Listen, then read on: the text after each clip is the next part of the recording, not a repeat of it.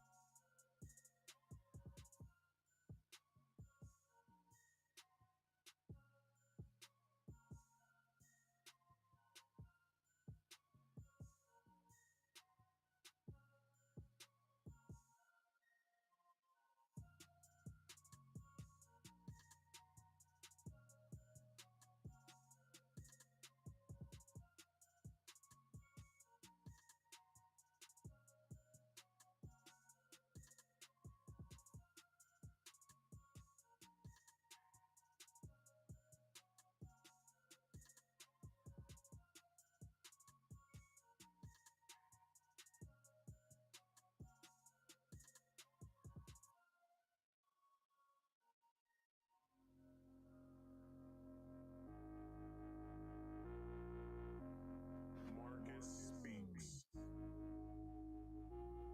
What is going on, everybody, and welcome to another Marcus Speaks Live, the very podcast. I don't even have this stuff up yet.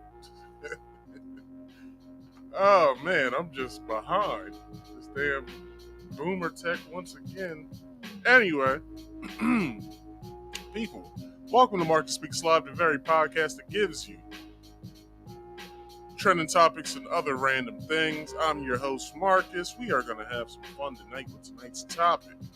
Tonight's topic is Bling Bishop Lamor Whitehead convicted of fraud. So, in the meantime, in between time, I will be doing some promotions before we start the show. And people, every Friday, I do this here this here podcast live stream, Marcus Speaks Live. You can catch me every Friday at 8 p.m. Eastern Standard Time. A little late today, but hey, shit happens. Saturdays, I usually do a stream as well, but that's on hiatus. I believe I probably found the game I want to play. Maybe. I gotta check and see when this Star Wars game comes out. I'll see when that comes out. If that doesn't come out anytime soon, then the game that I want to play before that, I will be playing. Maybe you guys, will feel the need to come watch. Maybe you guys have already seen this game. This game's been out for about 3-4 months now, but I guess I'll play it. With that being said, don't forget to come and check me out. People, please, if you could, subscribe to this here channel, Marcus Speaks. Alright? Subscribe to this here channel. Like this video, share this video. Subscribe if you're new here, hit the bell icon, also get all my notifications once I go live, and when I post a video. And as well, please do yourself a favor. Once you have done all of that, go ahead and go to the description box, find the Rumble link. If you don't have the Rumble app downloaded, download the app, and then once you open it up, follow me over on Rumble at Marcus Speaks. All right. Want to come up here? You can. Just like last week, I had someone call in. You can either hit the link or you can call in with the caller number at 302-283-9791. I repeat, 302-283-9791. Calling out of the country, I have no idea how you do that. If you're calling long distance here in America, dial one and then the number.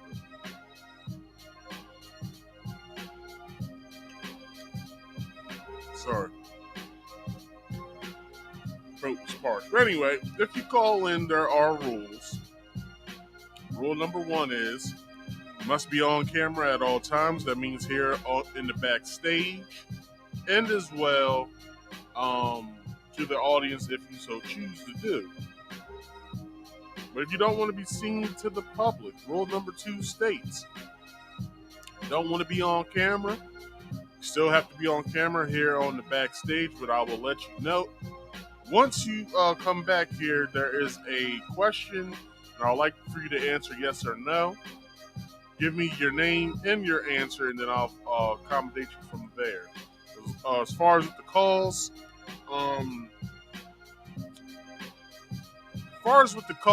I have it to where I can.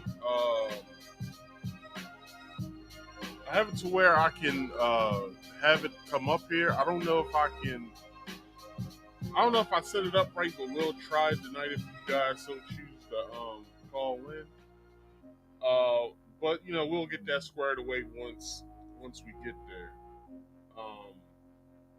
Let me see.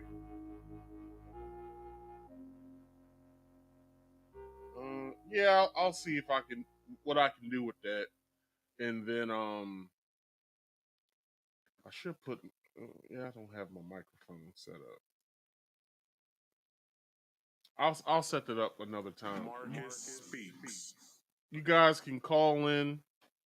You guys can call in another time, or call in tonight. Whoever calls in, it'll come up on my phone. Maybe I'll do it to where we can speak from my phone tonight. Maybe I should set that up now.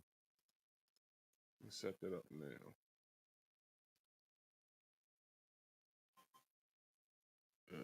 Let's see.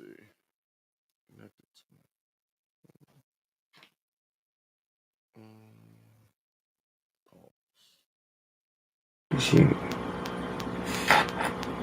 All right.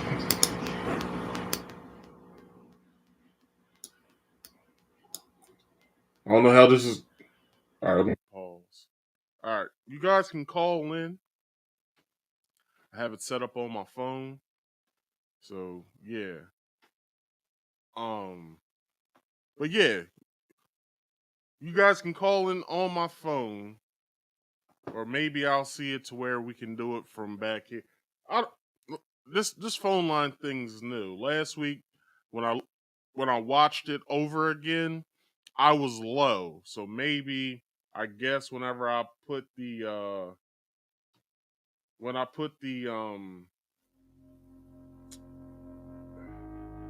I don't know. We'll get there. We'll get there. But anyway, please, if you could, if you don't want to be up here, if you don't want to be seen up here, then I'll further accommodate you from there. I'll tell you, turn your camera off before I bring you up. All right? And then lastly, if you could, mute all background noise or go to a nice secluded spot. Use wired headphones when you call in for either if you hit the link or if you hit the or if you call in with the phone number. All right?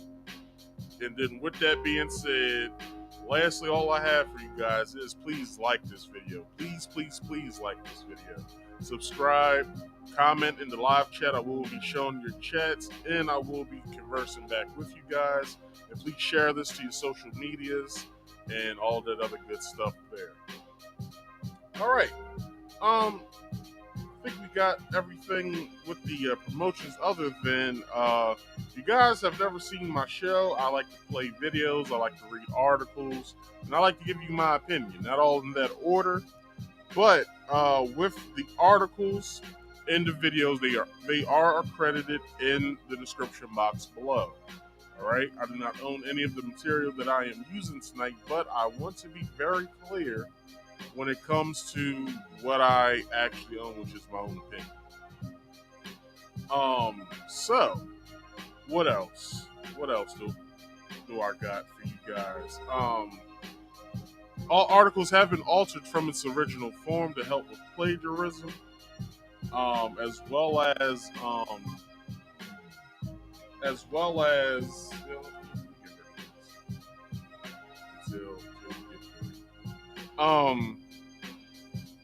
was I about to say? Yeah, all articles have been altered from its original form to help with plagiarism. And with the videos, if you guys do not know what fair use is, hopefully this plays. But this is what fair use is. Hello, everyone. I'm going to tell you about fair use. It's the law. Warning. Federal law allows citizens to reproduce, distribute, or exhibit portions of copyright motion pictures, videotapes, or video discs under certain circumstances without authorization of the copyright holder. This is called fair use and is allowed for purposes of criticism, news reporting, teaching, and parody, which doesn't infringe of copyright under 17 USC 107. All right, that's fair use. Hope you guys heard it. So with that being said, let me turn this down a little bit. So with that being said, we will get into today's festivities. But before we do that, let's turn off the theme music. Let's turn on some real music. Nice chill music right now.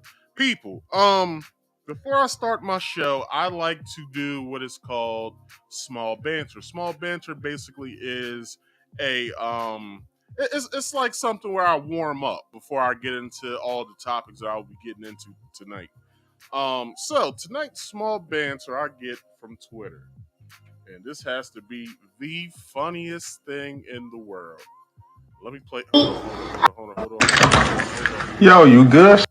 Hold on. Yo. So I saw this video on somebody else's platform. I'm not stealing it. I just thought it was funny. All right. Um. So. Uh. Man. When I saw this video, I thought it was the funniest thing in the world. So I had to share it with you guys tonight. Like it was inevitable for me to not show it to you guys. So I titled this video, "Fellas, fellas, do you want that juicy, tight, spicy?" Here we go. Yo, you good, shawty? I am. I told you I'm from Africa. Ethiopia. You know me. Uptown? No? Yeah. What you doing up here? Because I think I was looking for you. What you looking for me for? I like you. You got the wrong door, man. No. Yeah. I got the right person. Maybe it's the wrong address, please. Yeah, it's the wrong address. I'm not female. There's a difference between female and woman. Female is just for your pussy, for your dick and money. I'm from Africa. I cook clean, good laugh, got juicy tight, spicy. But in America, the woman work, they control the man because they work. In Africa, woman doesn't work. Their job is taking care of the man. If a man... Yo. All right. So the video basically is this. I guess the guy gets an unwanted guest, which you can see was the lady that was at the door. I guess it was a lady. I have no idea because you couldn't see the person. It was scary as hell. For all we know, that was a ghost he was talking to. But with that being said, so she just pops up like, "Hey, like, what's up? Like, you know what I mean? You want that juicy, tight, spicy?" And when I heard that last part, that spicy, I was like, something must be wrong with it because if it's spicy, if it's spicy, you gotta go to the doctor, baby girl. Like, but it was just hilarious when I saw it. Simply because, she just up there talking about, she tried to shoot her shot. Like, look, I'm from Africa, you know what I'm saying? Men control the women who, or women control the man when he be working. I'm from Africa. I don't be doing all of that. I'm trying to cook for you. I'm trying to clean for you. What's up, nigga? Like, what's up? And then you get this. Let me put this in silent mode, then let's play it. She just standing out there in her Adidas flip flops. I don't know if you guys, her Adidas flip flops right there, and her hair's all over her head. What the hell is she wearing at that? I can't tell what that is. Look like she wearing like two different. Is that a dread in her head? Like what the hell? But you know what I mean. I can see what was going on. He just chilling. You know what I mean. He just he probably been working. He been chilling. He probably watching the game. And then you get this unwanted knock at your door, and it's your next door neighbor talking crazy to you, like what's up? You want that juicy, tight, spicy? And it's like what? Do you want that juicy, tight, spicy? I cook clean. I do everything for you. Like I would be taken aback a little bit. I'd be like, you said it's juicy, tight, and spicy? You're like, yeah, juicy, tight, spicy.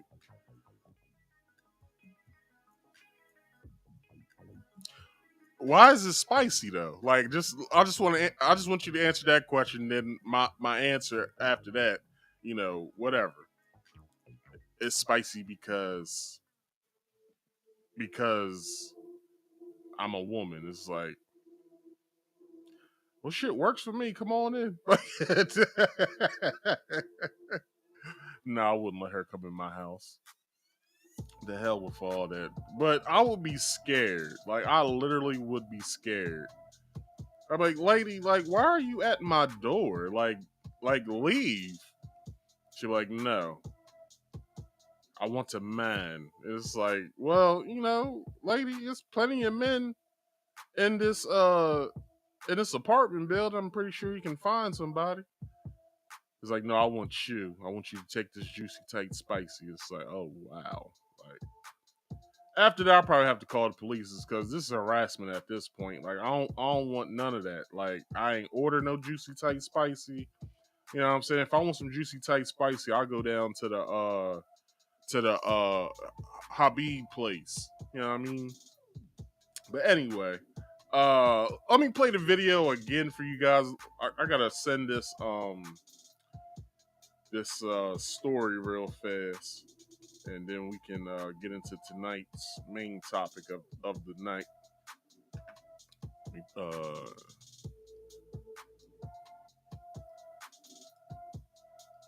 Yo, you good, shawty? I am. I told you I'm from Africa, Ethiopia. You know me. Uptown? No? Yeah. What you doing up here? Because I think I was looking for you. What you looking for me for? I like you. You got the wrong door, man. No. Yeah. I got the right person. Maybe it's the wrong address, please. Yeah, it's the wrong address. I'm not female.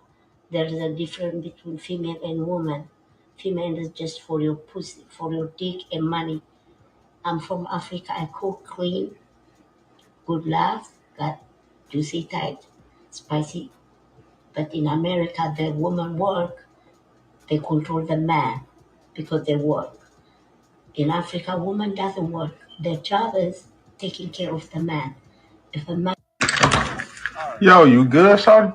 I am. I told.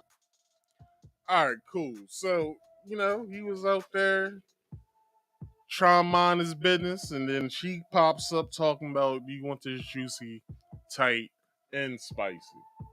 You know what I'm saying? So anyway, that concludes tonight's short banter of the night.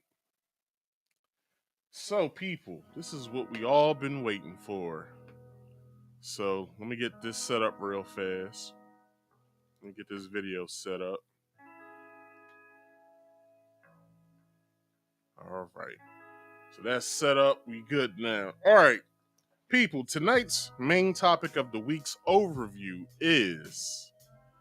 I don't even have it over here on my teleprompter. All right. Famous Brooklyn pastor is going to jail. So, I was browsing through... my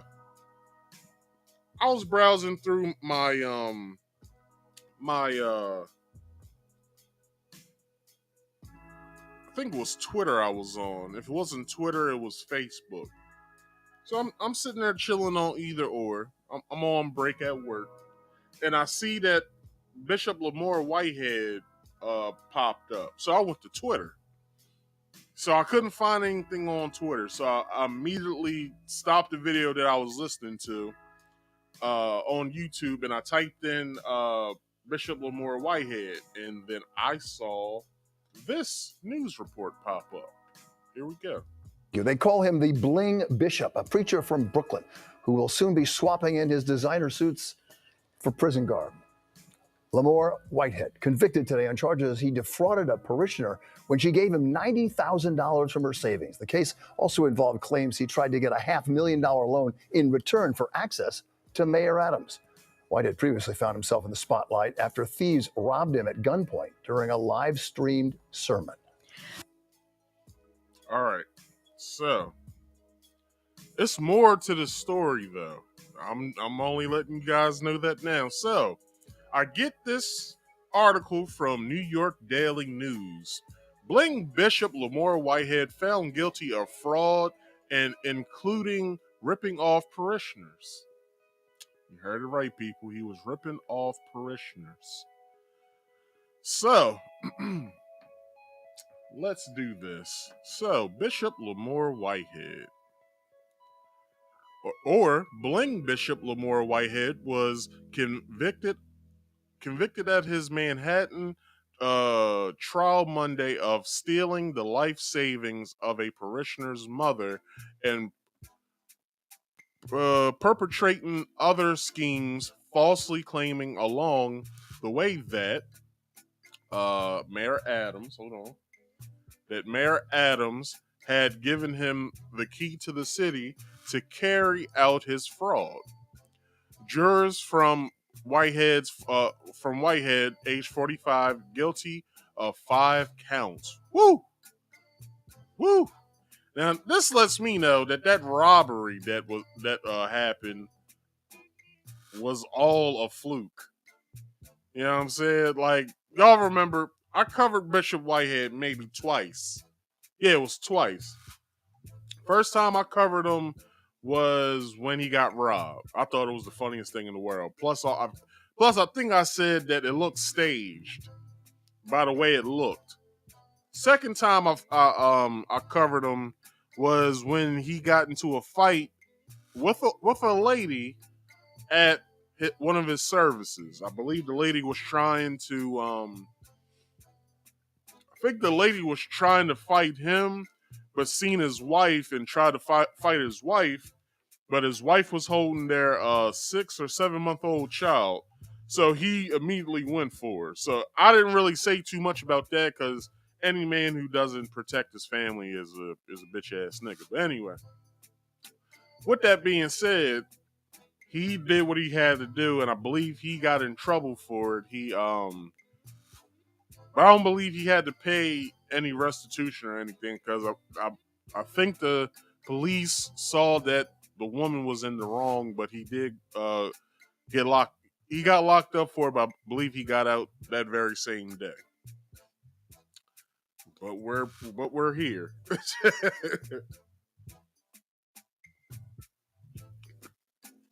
Let's keep this rolling.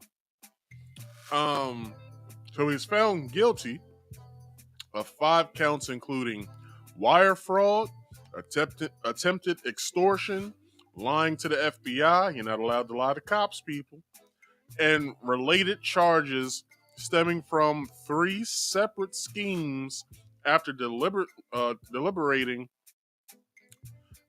for just a few hours in Manhattan federal court. When you deal with money, people, the feds is gonna get your ass. Like, it's that simple. It's that simple. Keep playing around, keep thinking that you're above the law, and the feds gonna come get you. Anyway, moving on. We are appealing the verdict. Whitehead's lawyer, Dawn Florio. Now, Dawn fine than a motherfucker, yo. I ain't gonna lie. She got a nice, you know what I'm saying? She got a nice body on her and shit like that. She can be my lawyer. That's all I gotta say. Huh? Too much? Too much? Just saying. Just look at her, yo. You know what I mean? Fine Latina. You know what I'm saying? In law, I know she fiery when she doing her deliberations. Well, not deliberations. Her, when she's in court. I know she a little spicy. That she got that juicy tight spicy. Bruh. Just saying, yo. You know what I'm saying? Got that juicy tight spicy on. Now I'll take her juicy tight spicy because I know it ain't nothing but adobo. So so Don Florio said in brief remarks, the headline grabbing pastor whom Adams has described as a mentee had pled not guilty of all charges. Now that's wild that he did that.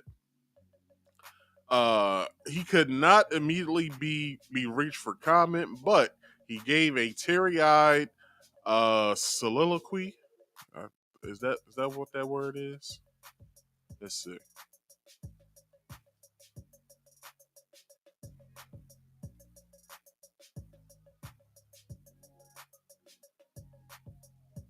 Soliloquy, I was right. A teary-eyed soliloquy the day before the verdict. This is a time where we rejoice in the Lord. This is not a time to be sad. I know I got choked up a little bit, but just thinking about the goodness, not the badness.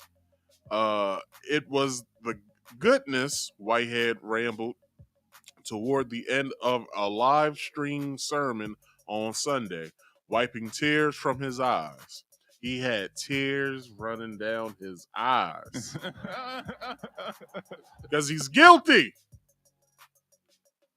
Anyway, there are always going to be people who wish on your downfall, he continued, but just understand that God will step up. Well, God was stepping up. Let me bring him back on screen. Hold up. Jesus was trying to tell you the law. I choked. My damn voice cracked. The law told you the first time. Now, I don't know if the robbery was planned or not. But if it wasn't planned, the Lord told you then. You need to quit fucking around. When the woman came in and was trying to square up with you, because Shorty was big. She was a heavyweight. So I don't know if you could have defended yourself that well, Bishop. Shorty was, I don't know how, Shorty was tall and big. And she had a homegirl with her, and she was big too. So just imagine trying to take on two heavyweights the way he looked. Now, I've been watching fights all my life. Not one time have I ever seen, I'll probably say he's a welterweight if we talk in boxing. I've never seen a welterweight take on a heavyweight a day in my life. Not ever have I ever seen somebody like that. Not ever have I ever seen somebody that was a welterweight take on a heavyweight and win. Never saw it a day in my life. So, anyway, moving on. Let's see. Don't worry about tomorrow because we know who holds tomorrow. Amen. May the church say amen right now. Amen. All right. Jurors heard during the trial how Whitehead targeted the single mom of one of his parishioners at Leaders of Tomorrow International Ministries in Canarsie, Brooklyn. That's where my homeboy from, that I was talking about just a few weeks ago. He's from, well, he was born in Puerto Rico, but he lived in Canarsie when he lived in New York. I never got to go up there either, but I met a couple people that he grew up with that came down here. we hung and shit like that. Just overall, New York people are some cool people or whatever. Just they have to be in their element, which is New York. Because when they came around here, they was like, "Damn, ain't shit to do around here, yo." Like this is fucked up. Anyway, I'm just rambling. Where am I at? Where am I at? The woman Pauline Anderson was targeted along with a money lending company and Bronx businessman Brandon Belmont or Belmonte. The defendant was trusted by many in his community. He was the bishop of a small church in Brooklyn and a self-described businessman, of which he said the way he got his riches is because he was a realtor. That's how he said he got his riches. Now, I don't even know what video it was that I did with him or whatever. Not with him, but about him. But I showed pictures of what his house, the inside of his house looked like, what the outside of his house looked like.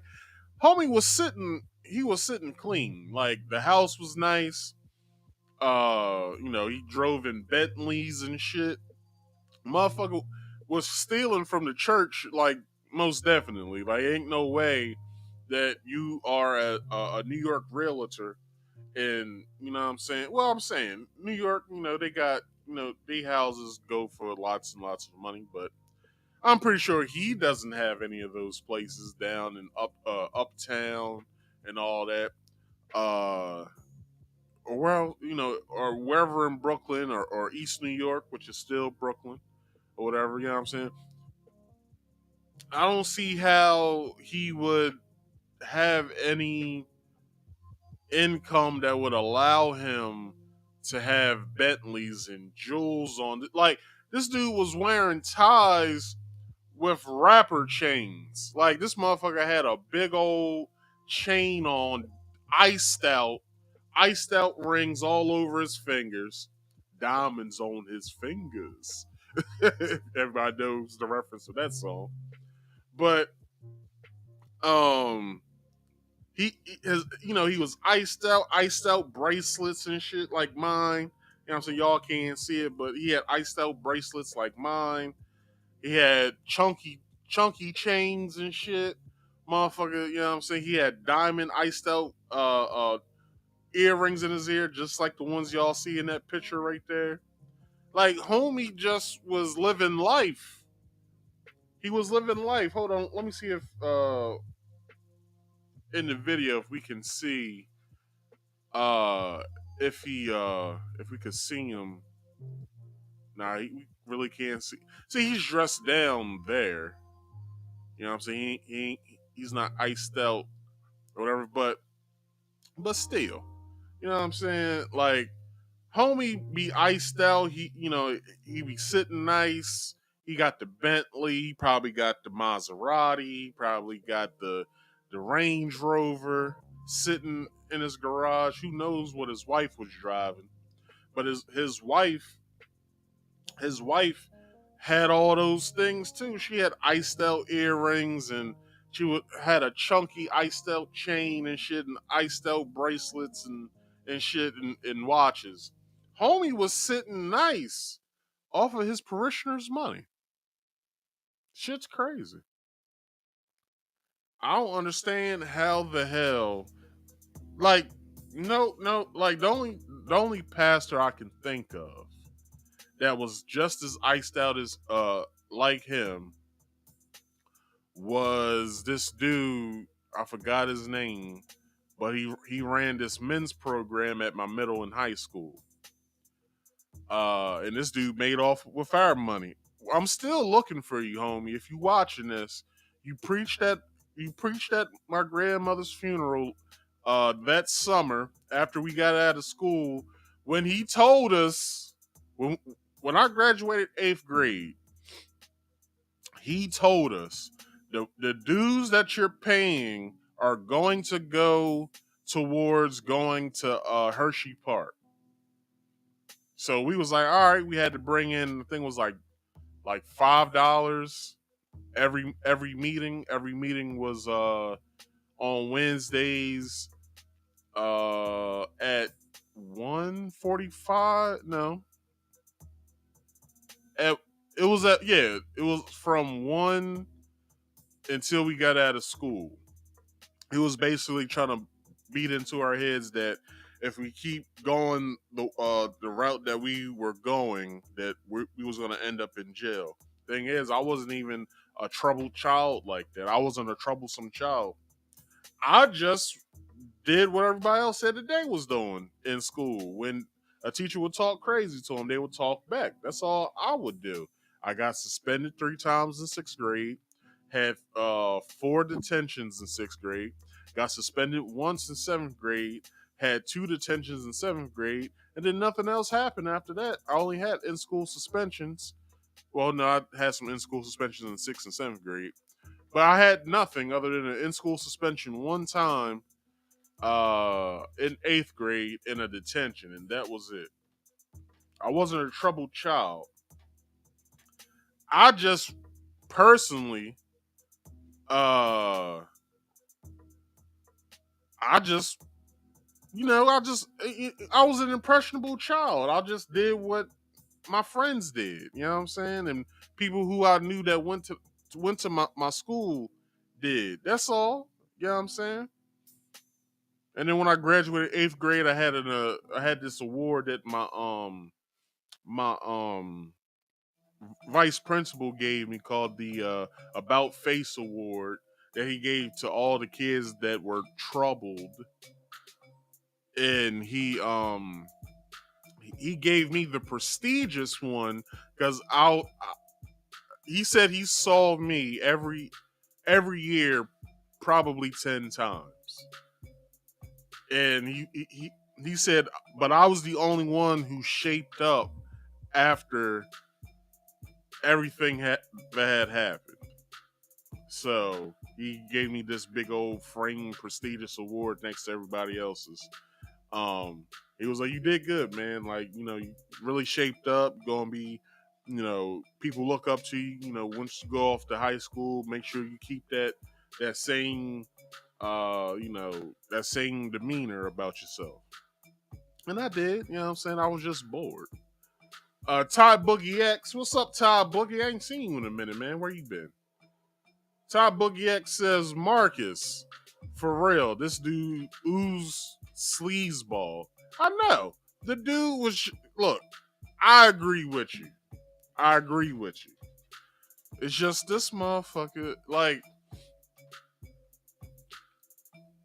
to lie to people's faces and say, I got my riches from selling houses. It's bullshit. He also said he had other businesses as well. I believe he had a Haitian restaurant because he's Haitian. I believe he had a Haitian restaurant, but don't nobody want no damn dirt cookies, nigga. Like, who the fuck wants to eat some dirt cookies? Now I'm bullshit when it comes. Well, I ain't bullshitting about the dirt cookies because Haitians do be eating dirt cookies, but an authentic Haitian food, if you get it from Haiti itself, you might eat some dirt.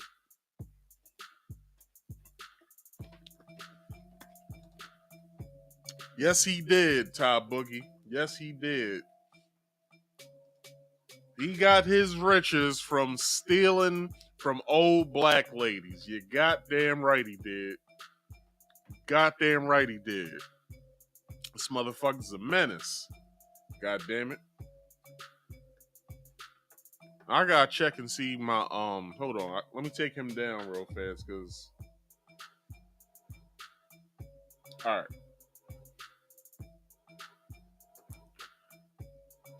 Because I got a joke prepared at the end of all this. But yeah, man, this dude, you know what I mean? This fucking sleazeball stealing from old women and shit. But I ain't got to the good part yet. Hold up. The The defendant was trusted, small church from Brooklyn, self-businessman. He was a friend to the mayor of the city, which was Eric Adams. You know, he probably doing sleazy shit his damn self. You know what I mean?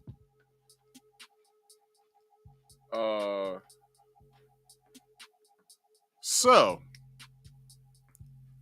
the assistant U.S. Attorney General, or the assistant U.S. Attorney Jessica Gatewood. Now, I don't know if this is the actual woman, because when I went to go and search for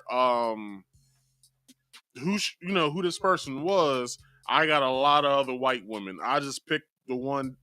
I think I went to, what was it called, LinkedIn, and this is what popped up for New York City. So this may not be the woman. I'm not too sure, but if it is, this is Jessica Greenwood. So Jessica Greenwood said last month in the government's opening statements, the defendant abused the trust by lying again and again. When she took the stand, Anderson emotionally told jurors about trusting Whitehead, a mentor and spiritual advisor to her son, to invest $90,000 of her life savings accumulating during her nursing career. Now, goddamn. How do you get somebody to invest over time $90,000? That's crazy. Ty Boogie says Eric Adams looks like a survivor of the crack wars from the I guess that's supposed to be the 2000s. Look at the guy. I'm pretty sure. Eric Adams was a police officer before he did or before he became the mayor of New York. So I'm not too sure how old he is. I'm pretty sure he was a teenager in the 80s. So he probably didn't start his policing career until the 90s sometime. But yeah, Eric Adams was a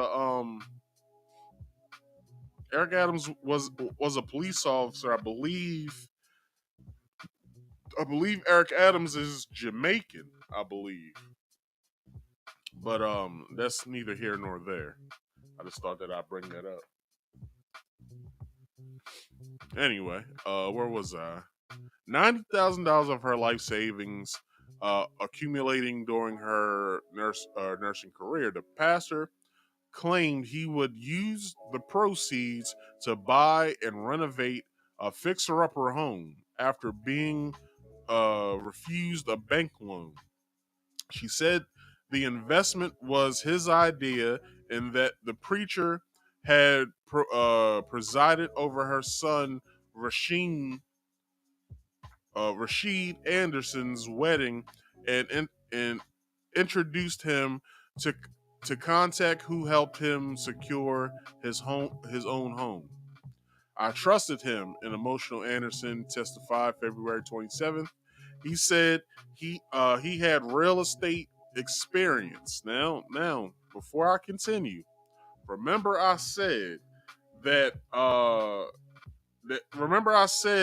from another live stream that I did that he had a real estate company. It seems as though he didn't have a real estate company. If he had to ask for a loan from a parishioner at that, like, how you a real estate agent and you don't have access to funds? Are you supposed to have somebody on speed dial or somebody who works for you who can get these home loans, and at that at a good price? So, you know what I mean? Like, if you get let's say he had a $70,000 home he wanted to sell. You don't have a guy that can hit up the bank and be like, I got this home buyer. Let's say that the person finagled the price. Like, can we drop it like I don't know, like $7,000 or whatever. And then he calls up the bank and is like, hey, can I get a $75,000 loan? You know what I mean? Because I believe you need not only just the asking price for a home, but I think you need to upcharge it, because usually you'll have other people who wants to place in a bid. I believe a bid on a home is 10% of the asking price of the house. I'm not too sure. I never bought a house before, but if you guys know, you let me know, either here in the live chat or if you're watching replay, put it in the comments. But yeah, I believe you need like 10% of the asking price. So whatever the 10% is, so what, $70,000. That's 10% of that is $7,000. So you'll have to put $7,000 down the place you bid in. So, he's out here, using people because he doesn't have a legitimate fucking business. That's why. So,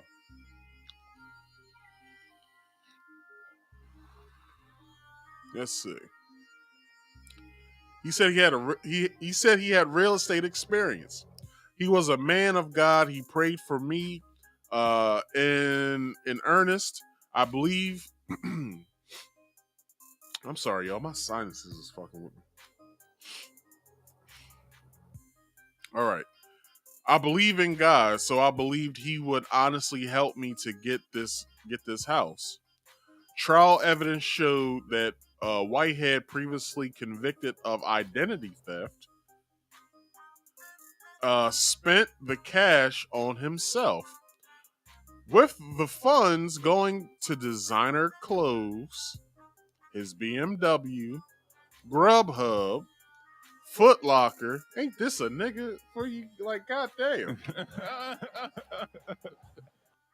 Ain't this a nigga for you? Like, this motherfucker was getting Grubhub and fucking Foot Locker with this person's money. Asking price is 7%. Okay, my bad. I was 3% off. So what would that be then? Like 5,500?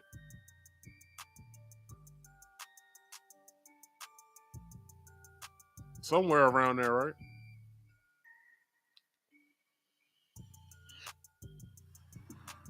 Anyway, I be guesstimating a lot, so you can't trust what the hell I be saying. All right, let's go. So trial evidence showed that Whitehead, previously convicted of identity theft, spent the cash on himself, probably along with his wife as well and his child, with the funds going to designer clothes, because he's always in something designer. Y'all, damn, I need to bring up a picture real fast. Let me do this real fast. Hit the Google search up. Let's get the Google search up.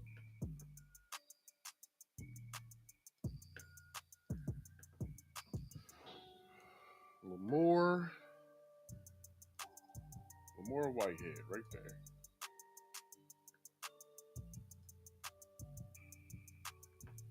This dude is always in designer suits. Always.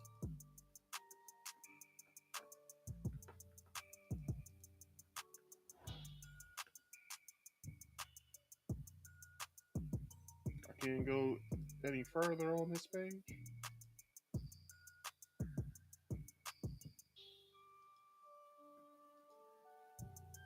Oh shit.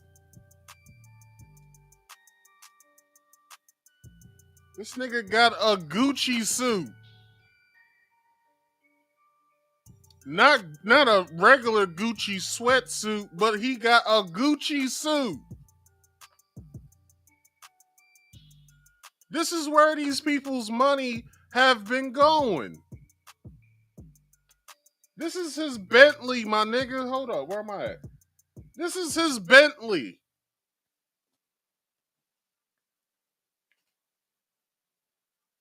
This motherfucker just out here just doing wherever the fuck he want to do with these people's money, yo. Where the fuck did the money go? Like, come on. Check this nigga out. This nigga out here just doing wherever the fuck he want to do.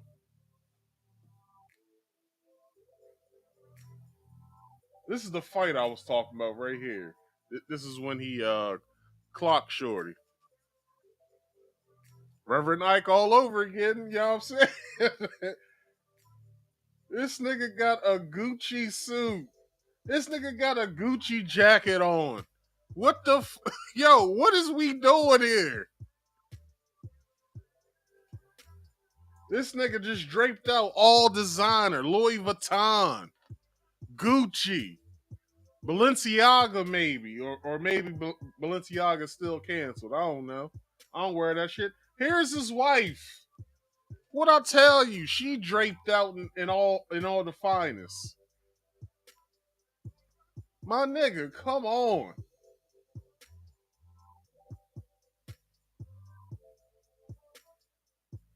This nigga be having fitted suits and shit. This is him getting out his Bentley with the suicide doors. This nigga got suicide doors on his Bentley, my nigga.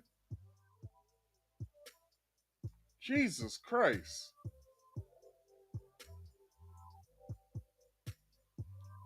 You know how much a fucking Bentley costs? I'm pretty sure you can't even buy a Bentley, let alone test driving it. I'm pretty sure they need to check your credit before you test drive. This is crazy, yo. This is crazy. There's the Bentley again. It's a nice ass car, though. You know what I'm saying? Cocaine white, you know what I'm saying? Because, you know, he out there doing them drugs. They'll play it. They'll play it. But this nigga always draped the fuck out. Louis Vuitton on one side, Gucci on the other. Like, what the fuck is we doing here? What is we doing here? If you're preacher / minister, hold on, let me put this up on screen. I'm sorry. If your preacher / minister is living better than you, you're getting screwed. You goddamn right, Ty Boogie. Ty Boogie hit that shit on the nose. If your pastor is living better than you, if you see him, just like you know, they always play around in like comedies or whatever, in comedy movies, like pastor needs a new pair of shoes, pastor needs a new car, if your pastor living better than you, what the fuck we doing here? I remember I went to a wedding. I went to a wedding and damn, this wedding, we prayed like every 5 minutes. It was like, to me, that they didn't even believe in the couple at all. I'm like, what? Like, why do we keep bowing our heads for? Like, do y'all not believe in this couple? Like, this shit's crazy. But anyway, so I'm sitting on the pew, and you know how you got the little shelf for the books that sit in the back of every pew. So there was a piece of paper. It was like a card that was just like this.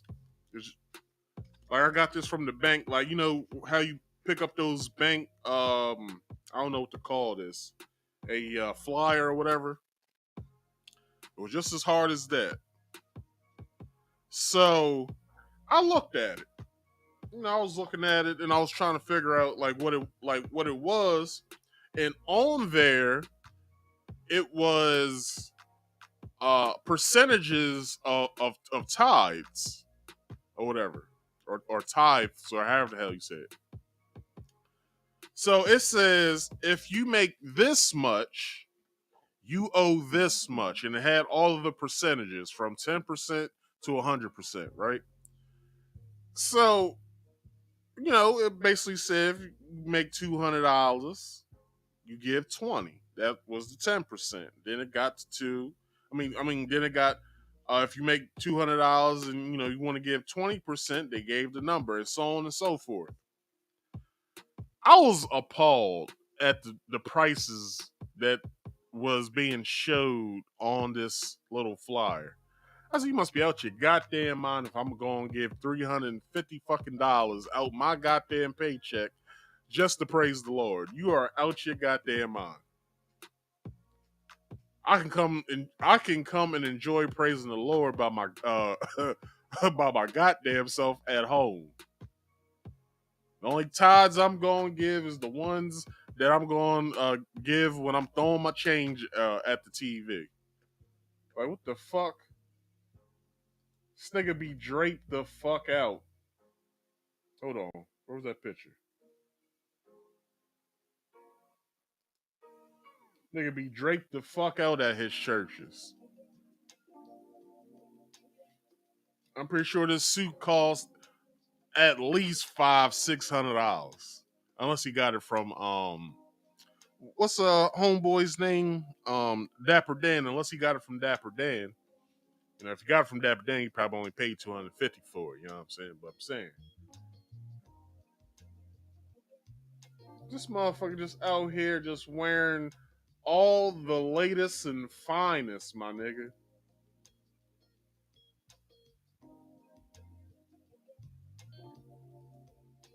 This nigga got a Land Rover. Ain't Land Rovers like Ain't Land Rovers like $70,000 to $80,000? Now, no ordinary preacher can have a Land Rover unless on the side, if he's working, you know what I'm saying, and he went to school.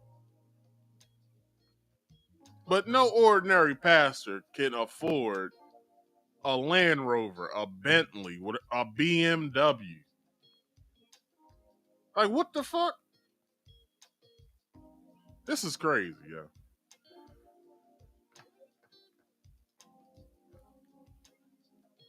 Ty Boogie says, for real, he was playing with people's faith. You goddamn right. Shit, you play with my money, I gotta see you. I gotta see you after church. Hey, Pastor, come here. Let me holler at you. Let me holler at you.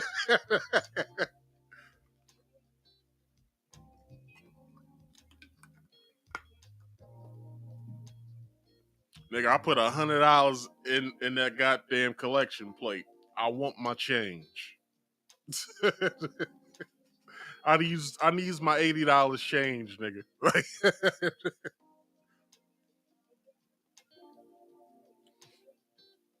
But this shit is crazy, yo.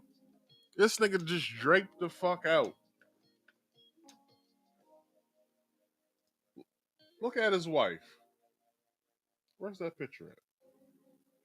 Look at his wife. Got Burberry on her leather jacket, nigga. That ain't no scarf. Is that a leather jacket? I can't really see. I think that's a leather jacket.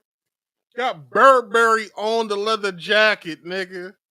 I didn't think Burberry was still a thing. Like, Burberry was a thing when I was in high school, 9th grade in high school. Well, hold on. 8th grade, really? And that was 20 some odd years ago. Back in the early 2000s when Burberry became a thing. But your shorty got Burberry on the leather jacket. How much did that cost?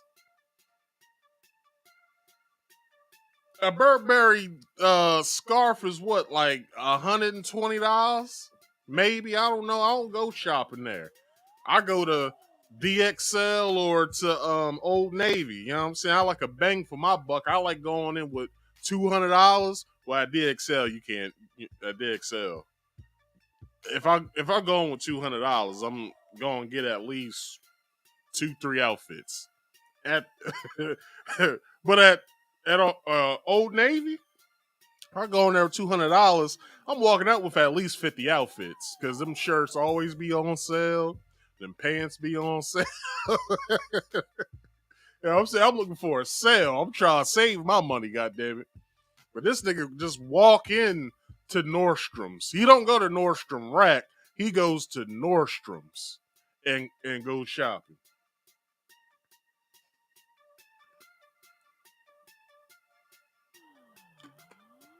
I agree with you, Ty Boogie. Ty Boogie hit it right on the head. This is why the churches are empty, because of people like this. You goddamn right. When I was 8 years old, I told my mom, I am not going to church anymore. And my mother cussed me out. She said, you going to church, little boy. I said, Mom, I am not going to church no more. I said, these people are just insane, and they think that it's cool, that their insanity is, like I said, I can't do it no more. Like, and I'm 8 saying this. This motherfucker just out here living. This nigga got a mansion and shit. 2-car garage. Where the fuck he living at? Like, this nigga church is in Brooklyn. You know what I'm saying? He friends with Mayor Adams. I'm pretty sure Mayor Adams' office is in Manhattan somewhere. You know what I mean? Where he living at in New York City? He lives on the outskirts. You know what I'm saying? He lives in what's that county called outside of New York? He probably lives in Mount Vernon somewhere. That's probably where Lamor Whitehead lives. He probably lives in Mount Vernon, outside the city. This nigga just out here living while his parishioners struggling. But they say faith without works. He had the right, you know what I'm saying? He knew what he was doing until he got caught. Remember, he got locked up the first time for identity theft. Now fraud and then fraud, right? What was the charges? Fraud and something else.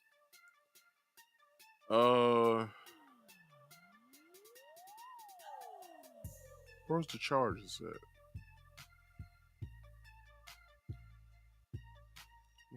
Hold on. I think it's all the way up here somewhere. Guilty of 5 counts, including wire fraud, attempted extortion, lying to the FBI, and related charges stemming from 3 separate schemes after deliberating for just a few hours, or separate other. He had 3 other schemes he was scheming on. This nigga had to play. He said, shit, I'm about to take 90,000 from Miss Mabel over here. I'm going to take at least 120,000 from Medea, and then I'm going to ask Gertrude that sits up front if I can get at least 20 from her, because all I need is a $20,000 play over here and everything Gucci. Like, literally, everything Gucci. Gucci suit, Gucci tie, Gucci shoes, like everything Gucci, you know what I'm saying? Like, this motherfucker is a menace. I'm gonna read off what the hell he spent this shit on, and I'll get to you, Ty Boogie. Hold on. This nigga was buying designer clothes, a BMW, Grubhub. How much Grubhub was you eating, my nigga? How much? He said all these YouTubers do the same. I'm glad that I don't get paid. Well, I'm not glad I don't get paid yet, because I do want to get paid. And I'm not saying I won't buy. Actually, I won't buy, because I don't like designer shit. I don't like having a name plastered over my chest. That's just something I don't like. That's the reason why I wear these plain ass Old Navy shirts every week. That's just my style. Like, you know what I mean? I had several girlfriends that I argued with about why I don't wear shoes with colors in them, because I don't like shoes with colors. I like basic white, basic black, and then black and white. Only Timbs I wear is butters. That's all. Suede butters. Double sole. Not that single sole bullshit. But double sole Timbs, white shoes, black shoes. White and black shoes. That's all I wear. And then, you know what I'm saying, I gotta have a nice shirt or, you know what I'm saying, a cardigan or a sweater or something. Like, I can't do like names plastered everywhere. Like, I don't mind a symbol like a Nike swoosh or whatever the fuck the Reebok symbol is. Like, I don't mind that, but it can't be plastered over my chest. It has to be placed somewhere. Like, I can't do that. You know what I'm saying? I still shop at Walmart. I just got some AN1 shorts a couple months ago because I just wanted to sit and lounge. I ain't gonna, you know, I ain't trying to spend like $50 on some gym shorts. Like, what the fuck that look like? But this nigga was getting Grubhub. He went to Foot Locker a whole bunch of times. He got all the new Jordans. He got all the Jordans that y'all niggas don't even got. You know what I'm saying? Goddamn right, Walmart. Don't laugh at me, L Boogie. You goddamn right. Some AN1s.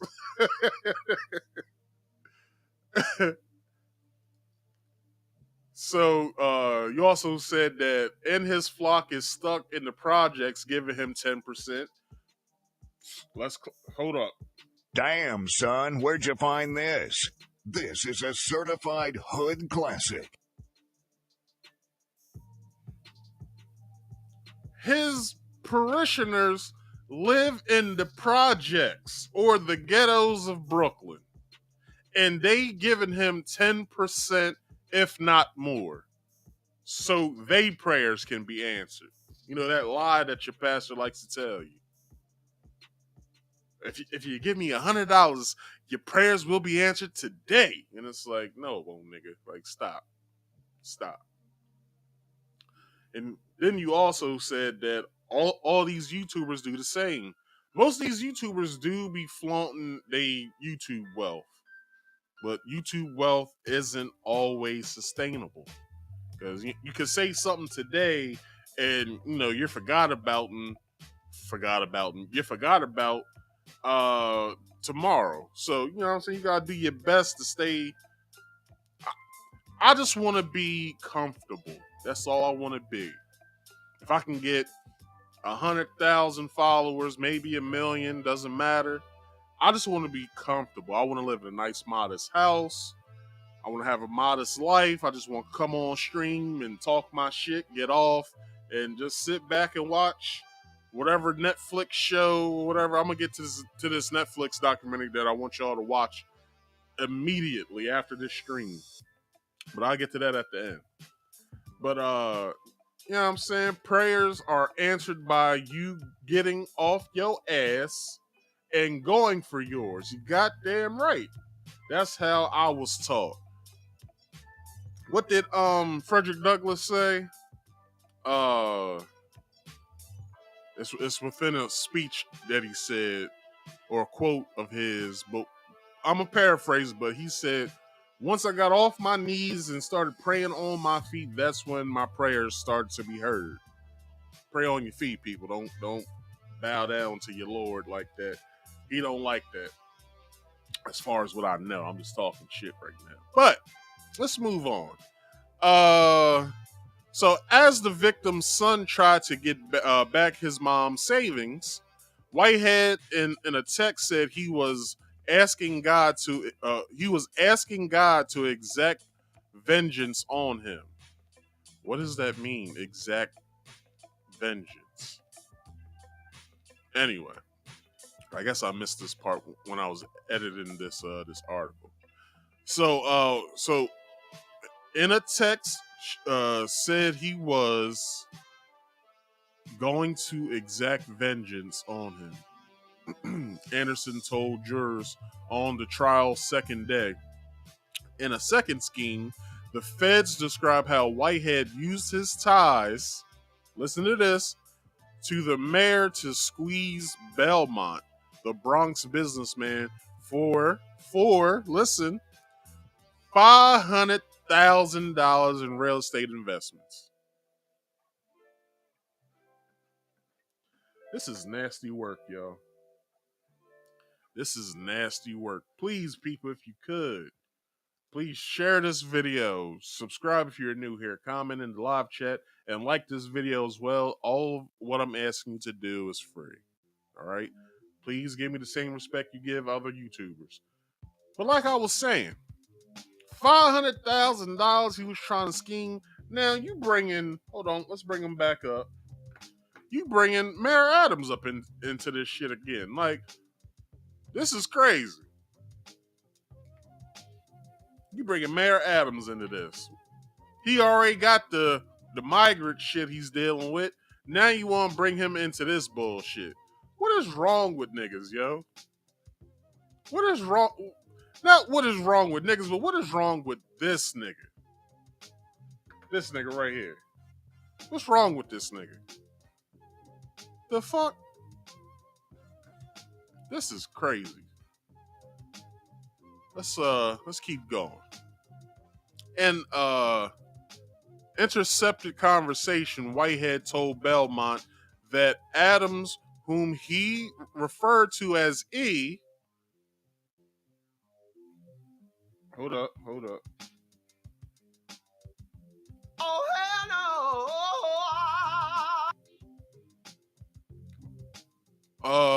Was his key to the city and could help them lift stop work orders on the property the pastor and Belmont were talking about buying together. Wow. So, hold up. Holy shit. So he had a partner in all of his schemes as well, or just this one scheme. This property scheme he was trying to do. So you call Mayor Adams like, yo, hook me up with Belmont, yo. Like, that's the dude that from back in the day I used to, scam and shit like that. Have him hit me up. You get on the phone with Belmont. So I'm saying I got this play, dog. Like, you secure the property, I give you the money, and then we can split the shit together after that. What? Like, is that something that you want to do, or what's up? Belmont on the phone talking about, hell yeah, cuz, like, you know what I'm saying? I ain't got nothing to lose. I already got the property secure, you know what I'm saying? The shit's here, you know what I mean? Come on over here, but I'm just saying. If you give me this amount of money, though, if you give me 500,000 instead of that 90, nigga, we can just, whatever comes from that, we can just split that shit straight down the middle. What you think? Whitehead talking about, yeah, I fuck with that. This motherfucker just out here just bullshitting everybody. Anyway,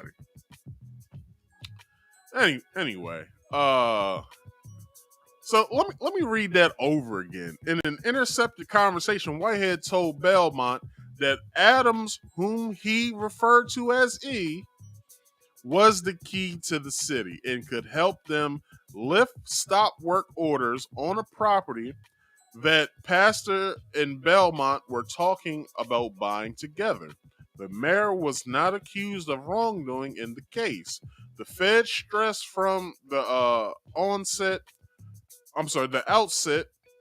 that Whitehead's promises of mayoral help were false. Adams' campaign is under federal investigation because he had some other shit going on. So if this is a revelation, right?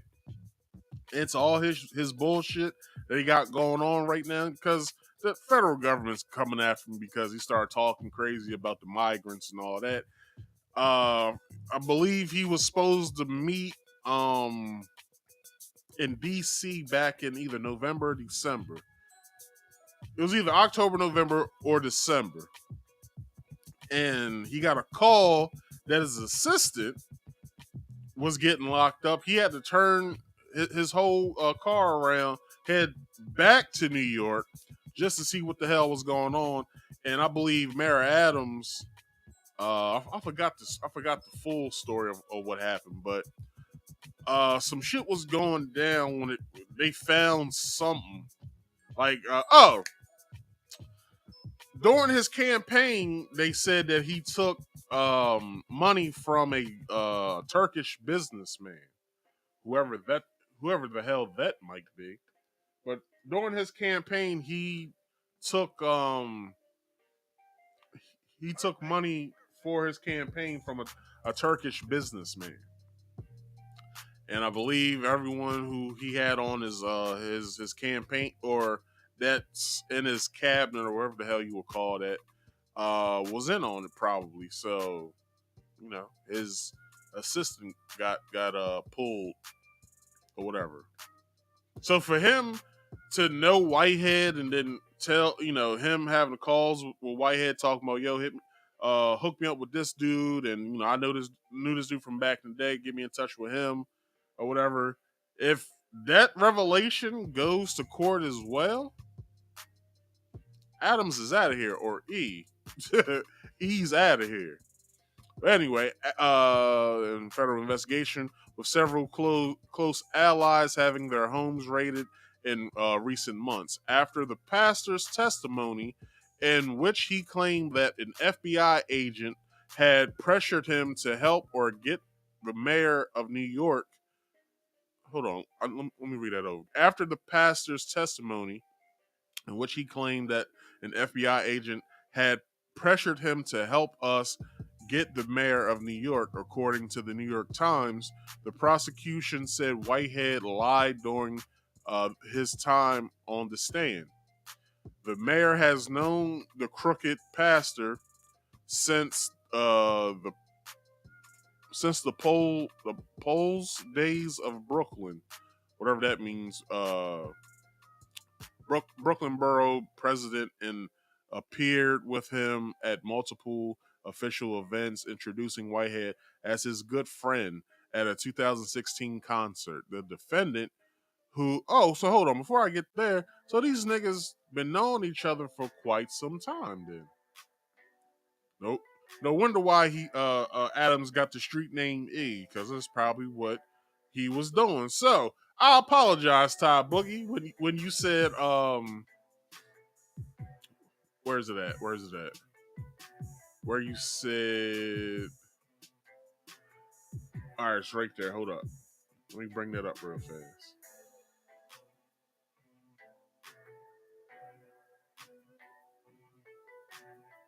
Right there. When you said that Eric Adams looks like a survivor of the crack wars from the 2000s or 80s, probably you meant. Look at the guy. I don't think that he's off.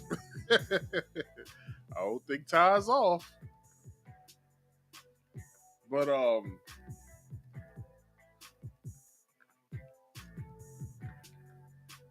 this shit crazy though, man. This dude just out here doing whatever the fuck he want to do. The defendant, the defendant who mounted a false 2021 campaign to succeed Adams as Brooklyn Borough president, he said he considers the mayor his mentor and brother. In yet another fraud of which Whitehead was convicted, evidence showed that he drew up phony bank statements to get a $250,000 loan, purporting to show he had millions in a company account that had less than $6. Now this shit's crazy. This shit is crazy.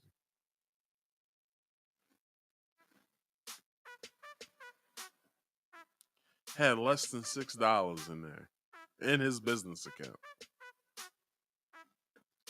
Now I understand you having a business account and it might have, let's say, like 5,000, 1,000 maybe, because you still try and build your shit up, but it's less than $6.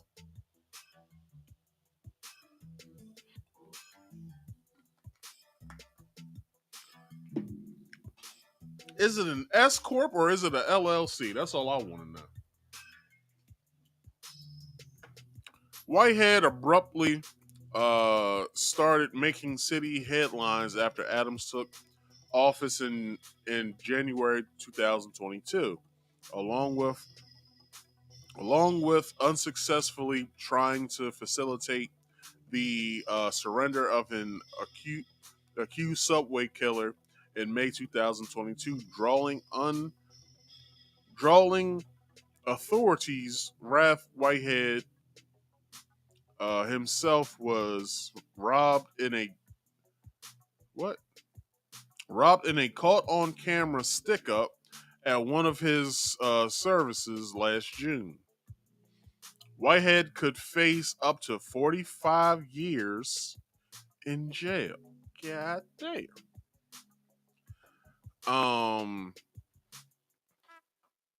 45 years in prison when sentenced on July the 1st of this year, y'all. A spokesman for Manhattan U.S. Attorney Damon Williams, or is it Damon or Damian Williams, declined to comment. Look, y'all. All I gotta say is, hold on, let me take this down because I'm trying to set myself up for my joke. All right, cool. This motherfucker right here, this nigga right here, he about to look. If he's about to spend 45 years in jail, it's another nigga I know that's being accused of a lot of shit, and he could go into jail, and him and Lamor might meet. And as aggressive as this motherfucker is, not him, but this nigga. If this nigga is just as aggressive as he is, hold on, let me take myself off camera real fast.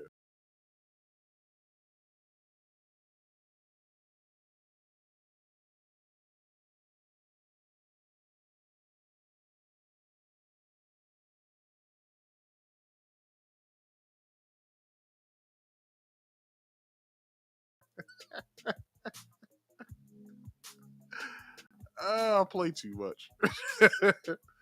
But y'all, that was tonight's main topic. I hope you guys loved it, because I had fun with it.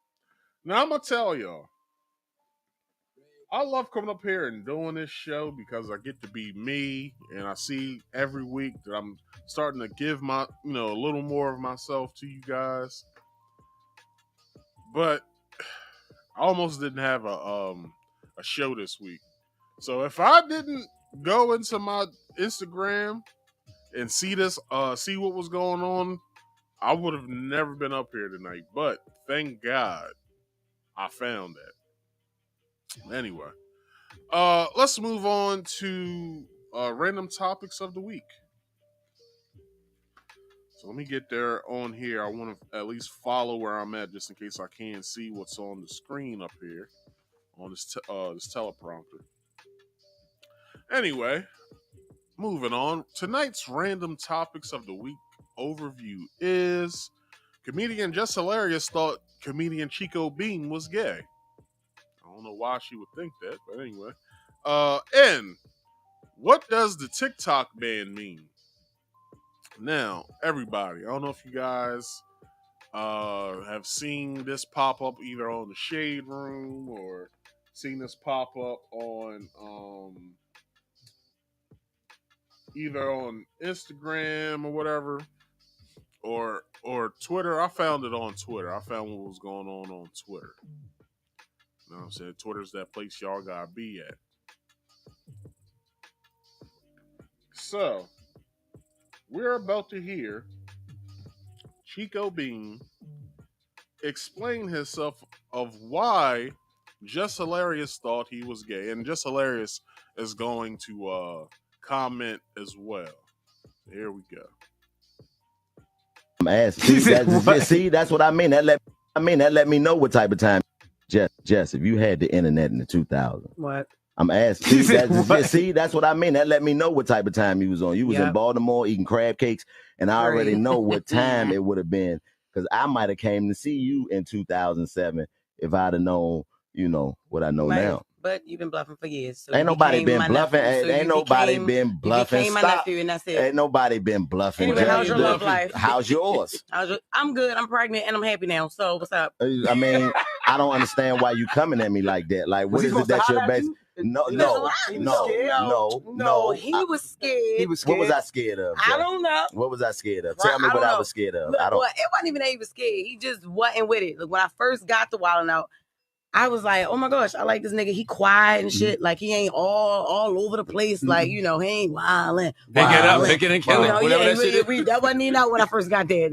That was a later game. That was a later game. Yeah, so I tried to throw some game on him. But he was like, oh, don't you have a boyfriend? I'm like, who the fuck be worried about that? You know what I mean? Me. Like, who? Yeah, right. I come from out the ghetto. Niggas will kill you about a Jess hilarious in my hood. You know what I mean? But I don't play them games. My boyfriend, he wasn't that type of nigga. So that's the thing. What type of nigga was he? That's why, I did. That's why I was going at Chico. I'm like, okay, now you cool. You know what I'm saying? He quiet, he low. Right. But he really, like, funny, like, he down to earth. I'm like, all right, cool. So I told him that I broke up with him. I'm like, say, like, what's up now? And he was like, hold up. Before we continue with that, I would have known myself that was some bullshit. If she coming at me like, yo, Chico, what's up, blah, blah, blah. Man, fuck out of here, yo. Like, you know what I'm saying? Because I'm pretty sure Chico Bean knew of who Jess Hilarious was when Jess was just doing Jess with the Mess and all that on Instagram and shit like that, blowing up on Twitter. And I don't know if she had a YouTube or not, but I'm pretty sure Chico Bean knew who she was. So for her to come on Wildin' Out, try, spit game at me and shit like that, and then I say, nah, I'm cool on that. And then she come back and then she tells me, well, I broke up with my boyfriend and all that, blah, blah, blah, blah. And I tell you, nah, no, you didn't. And she tell me, well, what the fuck is wrong with you? I've been like, well, shorty, like, ain't nothing wrong with me. Just, I know you not broke up with your boyfriend. Like, be happy with your boyfriend. When you really break up with him, come holla at me. Because me personally, I don't do shit like that. I don't go after people's girls, nor do I allow a girl have me in a love triangle. I don't do that. I don't do that at all.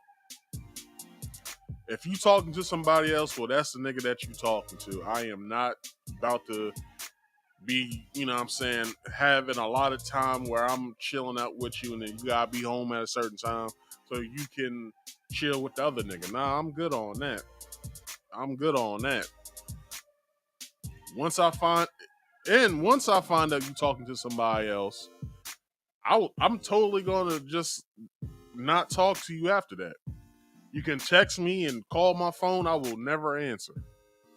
Because I know that you fucking with somebody else. So it's no need for me to be over your house or talk to you anymore. You got that nigga. Fuck with that nigga. Like, don't fuck with me. You know what I mean? Like, that's the bullshit nowadays females be on. Like, they be always wanting to, like you and shit, but at the end of the day, they got somebody else on the side. It's like, yo, be for real with yourself, yo, for real. Like, why didn't you just come out with this in the beginning? Like, a lot of this shit would have been different if you probably would have just told me I'm fucking with somebody else. I'm like, all right, cool. I'm gonna fuck you just this one time, and then I'm through with you. Like, that's it. Now I lied about fucking with somebody else's girlfriend. Well, I fucked with somebody else's wife. All right, but she was giving me the play. I wasn't trying to do it, and then she put her hands down my pants. It was like, I sucked the shit out your dick, and then I said, all right, fuck it, let's go. Like, I said, fuck it, let's do it. You know what I mean? Like, hey, I'm ashamed of it, but at the same time, I had lots and lots of fun. Bruh. But she could really suck a dick, god damn. You ever had a bitch, like, Like, you ever had a bitch that, like, did some, I don't know, like, I can't really describe, but she was, like, doing some shit with her hands on my dick while she was sucking. It was beautiful. Like, she was stimulating the head. Like, it was beautiful. It was beautiful. I gripped her ears and looked at her in a loving face and was like, I love you.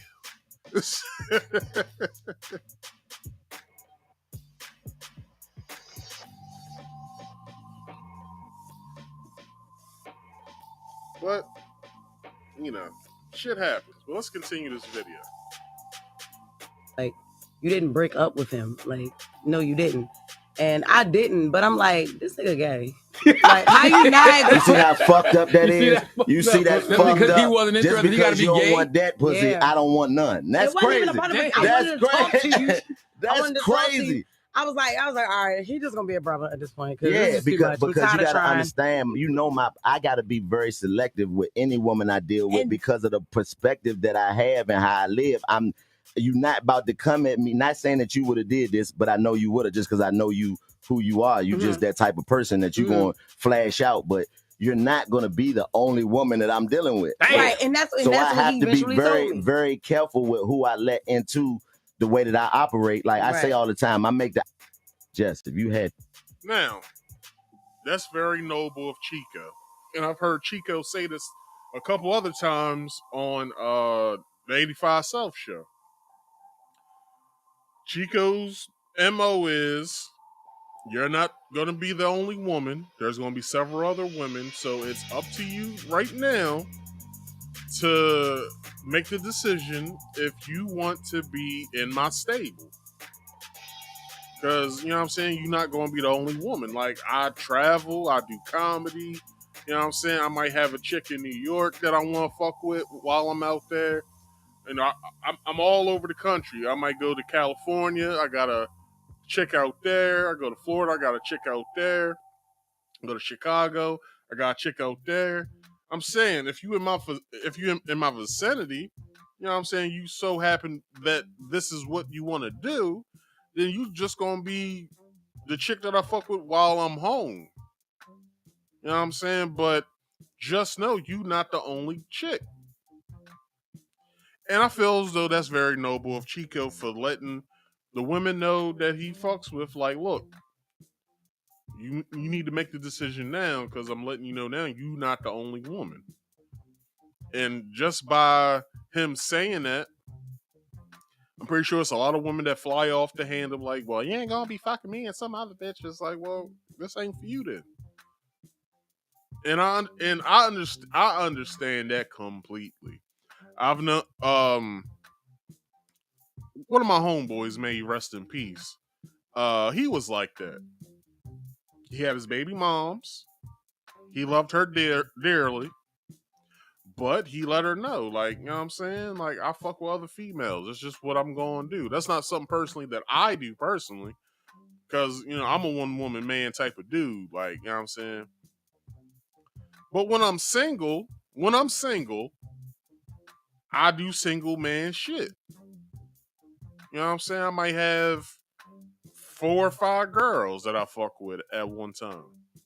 I'm single. I have nobody, like, you know what I'm saying? Like, will they know about these women? No. I don't feel as though that is their business who I'm fucking with. Just know I don't fuck with dirty bitches. That's all that they need to know.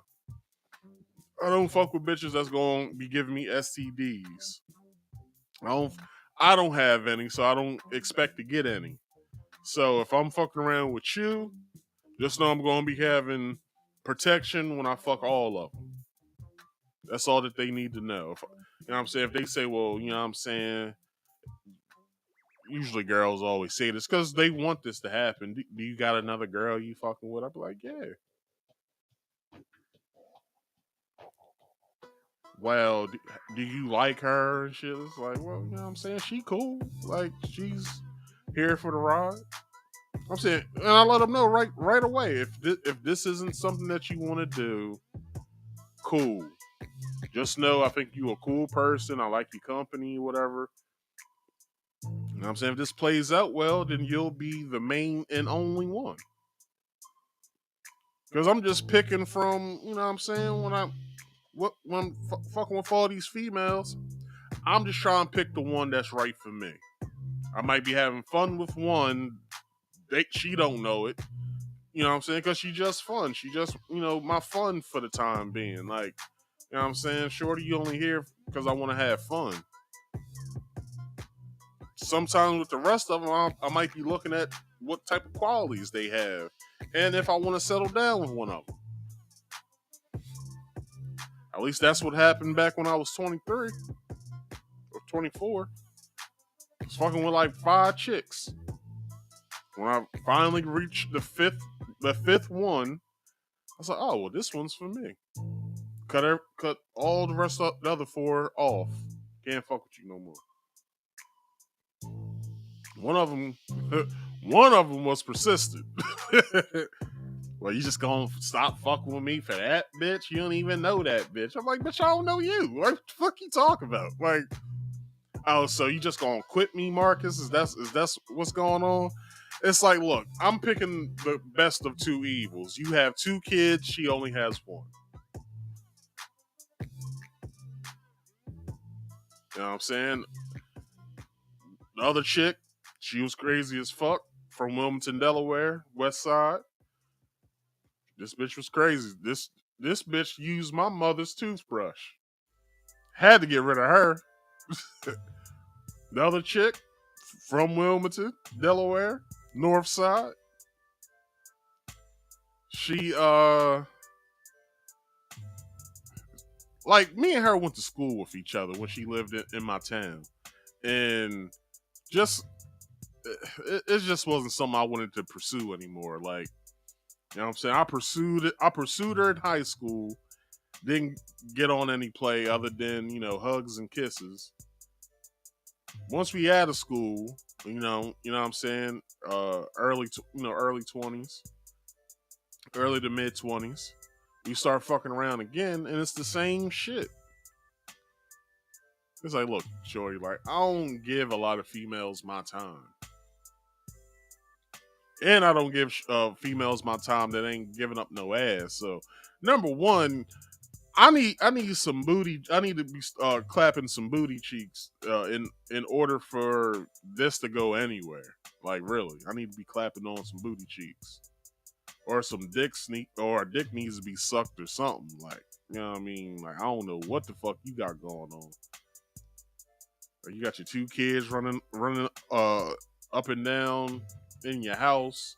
You know what I'm saying? You ain't got no beds in your house. Like, shorty didn't have near bed in her house.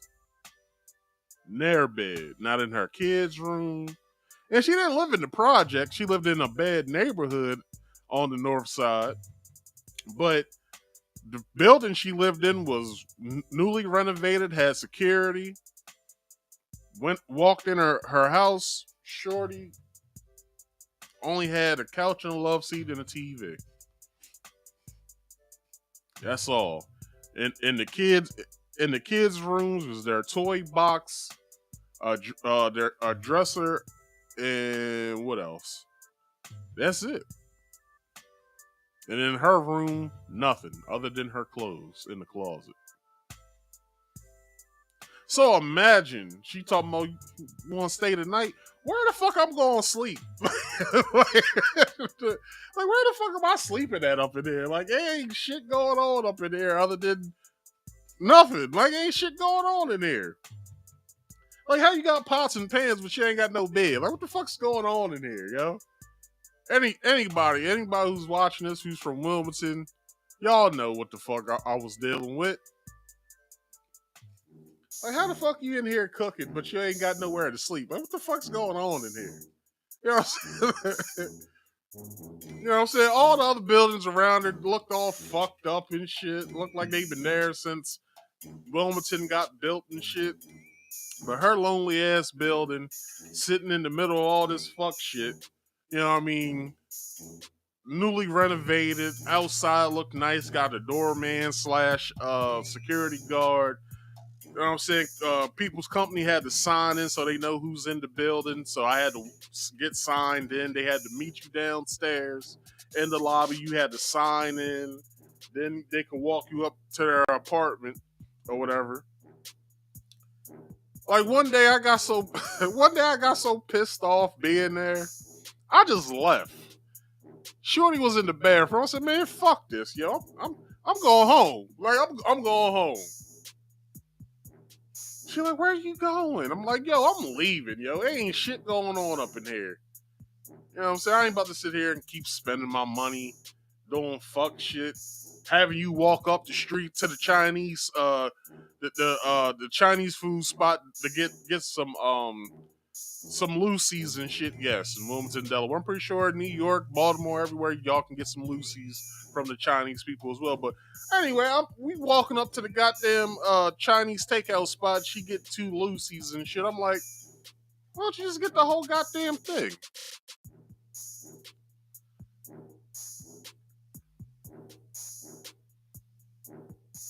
So I fucked around and got it because I needed to smoke. And I didn't even smoke cigarettes at the time. Had me stressed out. We don't even live together. I said, this fuck shit. I'm striking matches. Man, this some fuck shit, cuz. This bullshit. You know what I'm saying? How you got pictures hanging up in your house, but you ain't got no goddamn bed? The fuck?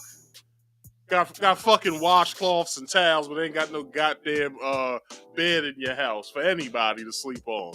Your damn son pissing on the goddamn love seat every goddamn night. Nobody can sit on the love seat. How 2 people who try and be in love, you know what I'm saying, we can't sit on the love seat and shit. Like, come on, that's what the fuck it's for. It's for motherfuckers who's in love. Anyway, fuck that. I'm working myself up about this fuck shit that happened 10, 12 years ago.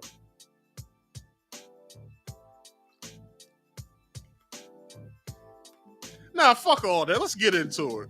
I want to let some steam off real fast. So I'm fucking with the other shorty from Wilmington or whatever. So how I met her, she was chilling with her homegirls, and they came down to this bar that's in my town. Only bar at the time, because, you know, niggas is being niggas at the other one, so they shut all those ones down, and we only had one place to go. So mind y'all, I want to put this disclaimer out. Every weekend I was fucking on something when I was 23. Between when I was 22 to 23 years old up to 24, every weekend I was fucking on something. So every 3 months I was going to the doctor so I could get an STD test done. They drawing blood, taking piss, they doing all of it so I can see if I got something. Every time it came back negative, thank God. I don't have anything clear as a bell. Grade A. USD. Anyway, I meet Shorty at the club. I'm leaving with my cousin. She stopped me like, "Yo, where are you going?" I'm like, "Oh, me and my cousin, we about to get something to eat there. We about to roll back to his house and, you know what I'm saying, sit and play the game." She like, "Well, can I come?" And I'm looking at my homeboy. He was like, well, my cousin's 10 years older than me, so he was like, "Nigga, tell her yeah." I was like, so I said, "Hold on." I said, "But Shorty ain't got nobody for you." He was like, "Nigga, if you get her girls gotta come." I was like, oh, didn't think about that. You know, I'm young, I'm 23. So I said, "Yeah, you know, have you and your homegirls meet me. Here's my phone number. I'll call me in like, I don't know. But I forgot what I said. Call me in like 30 minutes. You guys leaving right away." She said, "Nah." I said, "Well, call me. I'll give you the address or whatever so y'all can get here." So she calls me. I give her the address to my cousin's house. They find the apartment. So we chilling. You know what I'm saying? Me and my cousin had bought like 2 boxes of beer of this. I don't even want to get into that. Matter of fact, I'll just show you guys the picture of that night.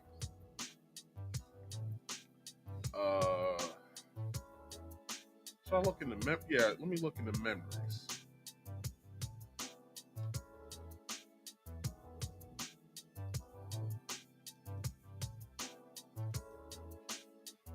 me not go into memories. Hold on.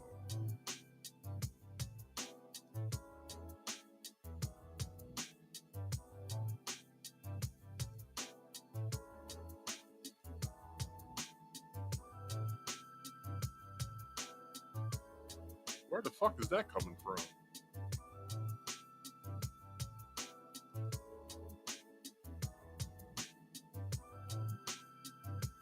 Y'all hear that?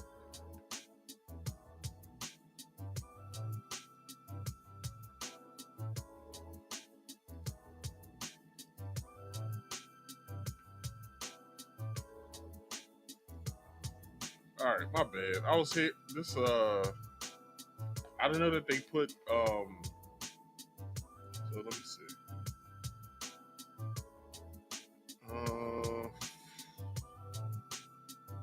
How do I get to the years? No, I don't want to do it. Oh, here we go. Years. So this is, what was that? 2013. I'm going to that. All right, here we go. Right here.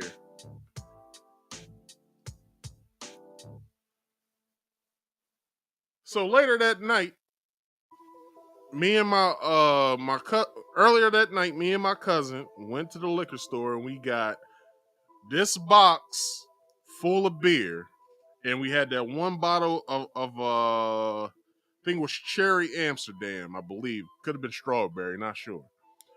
But what me and my cousin would do, which I still do now sometimes, I'll buy what I want to drink on, and then I'll just go into the bar. So what we would do, we had 2 cups or whatever. We didn't get into the Amsterdam, but we was going out and drinking the beer or whatever. So what we did, we would go to McDonald's, we'll get like some sweet teas, dump the sweet teas out or whatever. And then we'll put the can in the sweet tea cup, and then we'll put the straw in there, and we'll just act like we drinking, a soda or something. I'm not telling anybody what to do. This ain't advice. I'm just letting y'all know how I used to do shit and how I still do my shit sometimes. So when they came over, we opened up the bottle of Amsterdam and we started drinking. We told them bring some a chaser or something, or something that you can mix with, and we had a ball. We had a ball that night. Some of the girls had too, but we had a ball that night. And, my cousin got the fuck on one shorty. I fucked on the other. My cousin hit her with one of the illest lines I ever heard a nigga say to a bitch. Like, my cousin said, y'all listen up. My cousin said, so when was it that you, hold on, what'd he say? Like, when did you realize you really wanted to give me the pussy? And she was like, I don't know. Like, probably when I came in the house, I was like, damn, I'm gonna fuck this nigga. And I'm looking at the nigga like, what the fuck? What was that? He said, man, look. Dog, he said, I do this. And ever since then, I've been using that line. So fellas, listen to me. When you get up on some pussy, some new pussy, this is just for new pussy.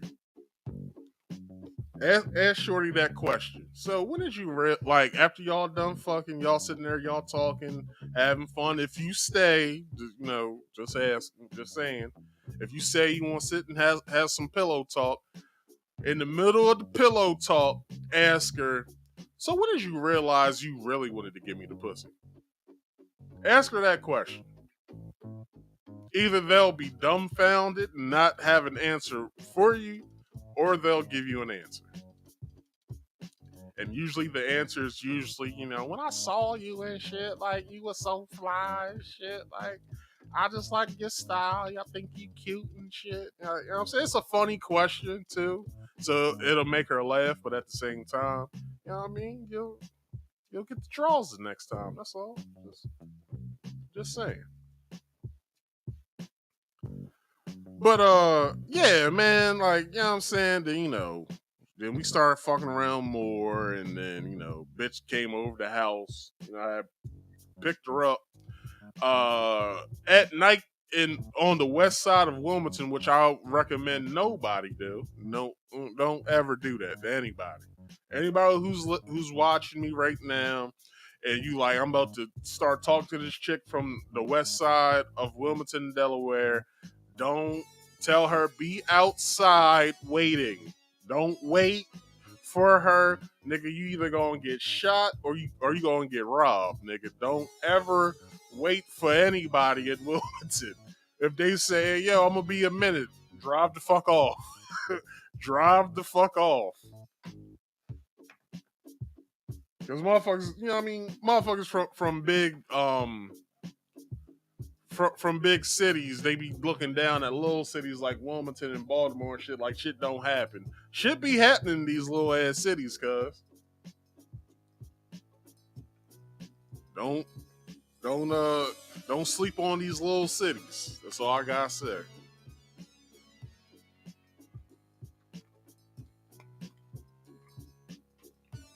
Cause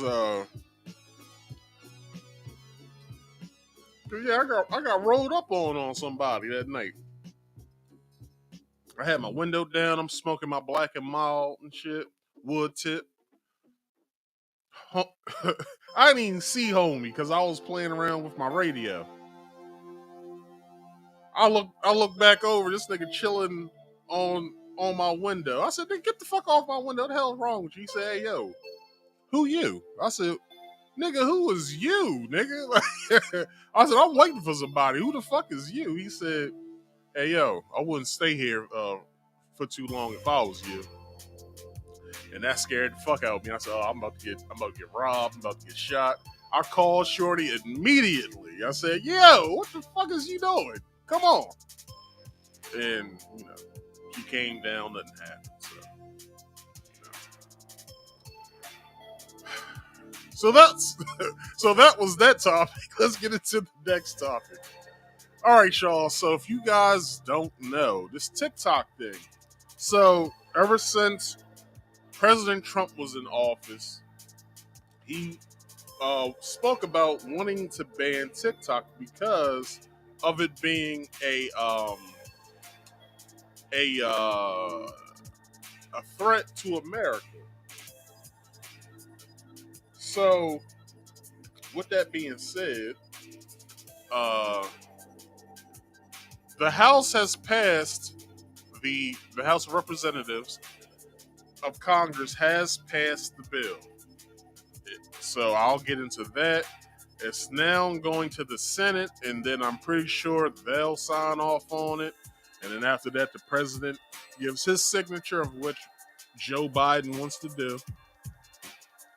And yeah, so I should bring that up to TikTok ban, so I can read another article to you guys about it.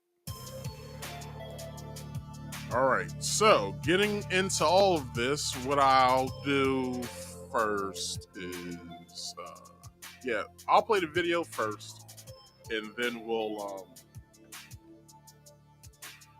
get into the article.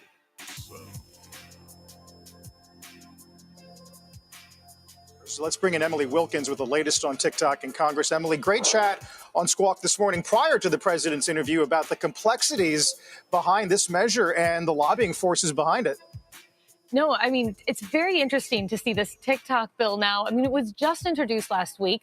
Then it got a committee markup where you saw 50 lawmakers go ahead and support this measure. And now you're going to expecting to have a House vote on the floor on Wednesday. And look, I know that former President Trump really honed in on Meta, and that's kind of been the source for most of his comments on this TikTok ban.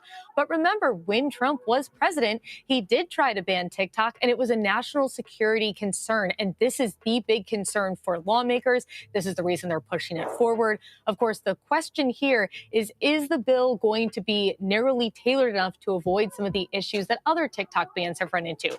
Concerns over freedom of speech, concerns over, the bill actually, the TikTok being named in the bill. There's a constitutional question around that. So it'll be interesting to see what kind of support this gets in the House. And then, of course, the big question, could this be put to a vote on the floor in the Senate? At this point, Chuck Schumer has expressed an interest in the bill, but he has not said for sure whether it's going to come to a vote. But we know if it does, at least President Joe Biden said over the weekend that if Congress passes it, he will sign it. And this is a lot of momentum for a bill to get in a short period of time. And I think really speaks to some of the wider concerns in Washington, D.C. right now around China and national security. What do you do if you're... All right.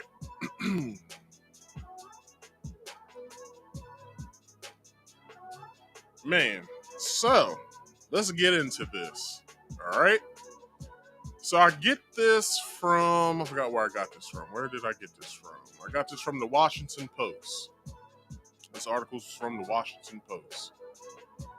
And it states, Gen Zers might be about to have more free time on their hands because of President Joe Biden or Brandon, or who else? What else do we call Joe Biden? The slump king. Anyway, so Gen Zers might have more free time on their hands. President Joe Biden has promised he would sign a bill barring TikTok from operating in the United States as long as it remains under the ownership of ByteDance. Now, before we go any further, they say ByteDance is a Chinese company, but it's really based in Singapore. So I don't know, but they say the Chinese Communist Party has ownership of ByteDance by way of it being a Chinese company. So that's just what I know so far.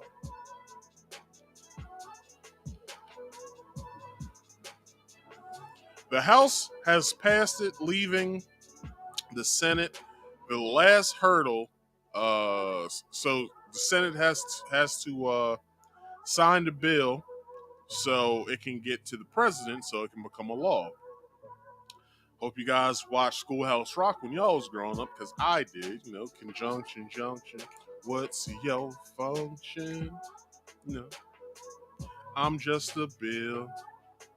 Yes, I'm only a bill sitting here on Capitol Hill. That's how I learned about stuff. Anyway.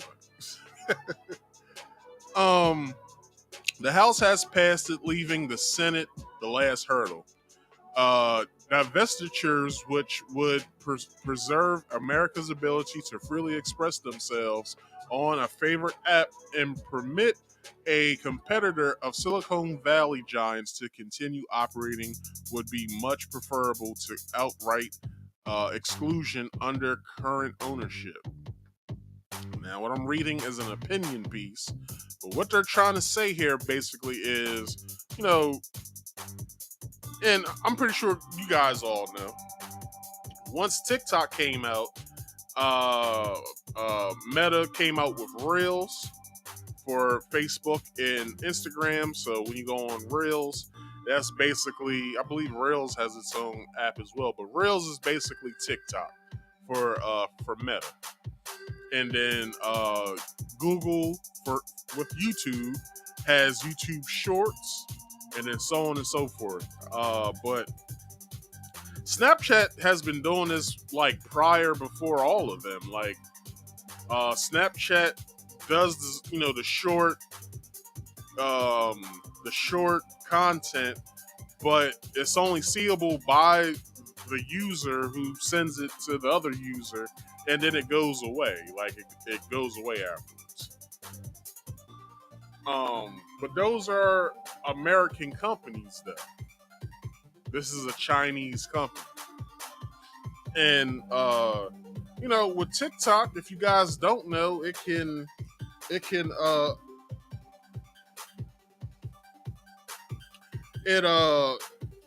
spies on you. Like, it spies on everything that you do on your phone. Keystrokes, key taps.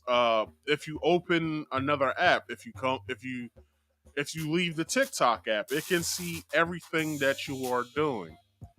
And with the fine print nobody likes to read, it it states in there that it does all of that. The shit that you accept that you don't read. If you go back through that, you'll see that it says, "Yo, we do this, we do that, we look at this, and we look at that." So, if you was wondering why government officials and government employees can't have TikTok on their phones, it's because it goes into in the fine print that it spies on what what type of Wi-Fi you're using, if the Wi-Fi is secure. Who knows what they do from there? It's probably some nefarious ass shit. But I can't just sit here and blame China for all of this. Meta does it. Google does it. You know what I'm saying? All of these apps that we have spy on us. Because why is it that I could be sitting here talking about cheeseburgers, right? And I go into Instagram or Facebook and I get an ad for a cheeseburger from wherever, McDonald's, Sonic, Hardee's, Burger King. You know what I'm saying? Like, how would it know that? Like, how would it know that I was thinking about or talking about cheeseburgers, and then cheeseburgers pop up on an ad on whatever social media app I'm using? That's weird, right? Or is it? That would have been a good time for me to play the X-Files music.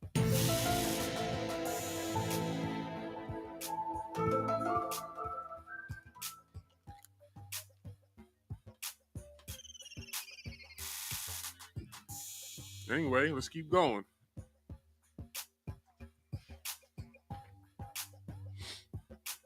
All right. Divestitures, blah, blah, blah, abilities, Silicon Valley, whatever. Where am I at? Exclusive. Oh, okay. Maybe that, maybe that is the outcome of President Biden and federal lawmakers hope to force. By threatening a one-off ban against a tech firm, arbitrarily overriding the government's exiting process for accessing foreign corporate threats is the right way to achieve that goal. The House Energy and Commerce Committee voted 50-0 last week to advance legislation effectively prohibiting apps controlled by foreign adversaries from operating in the country. With TikTok and its Beijing-based parent company ByteDance mentioned by name, the only alternative bill contemplates is for the executive branch to approve a divestiture. So basically, what they want them to do is they want them to.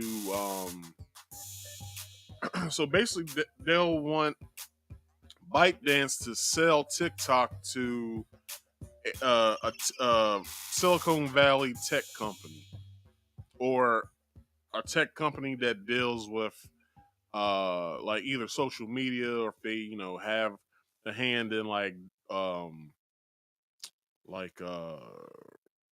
Rumble. Like, Rumble wants to buy TikTok, and Rumble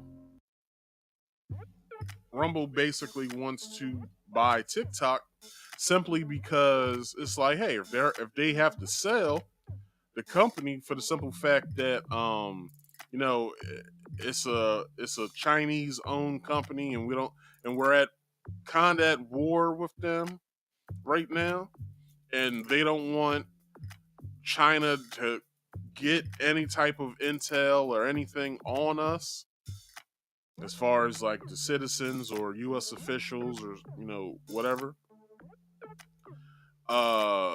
They want them to sell the app or it'll get banned altogether. So Rumble popped up and said, "Look, we'll buy," because Rumble is like YouTube, but it's not really like YouTube.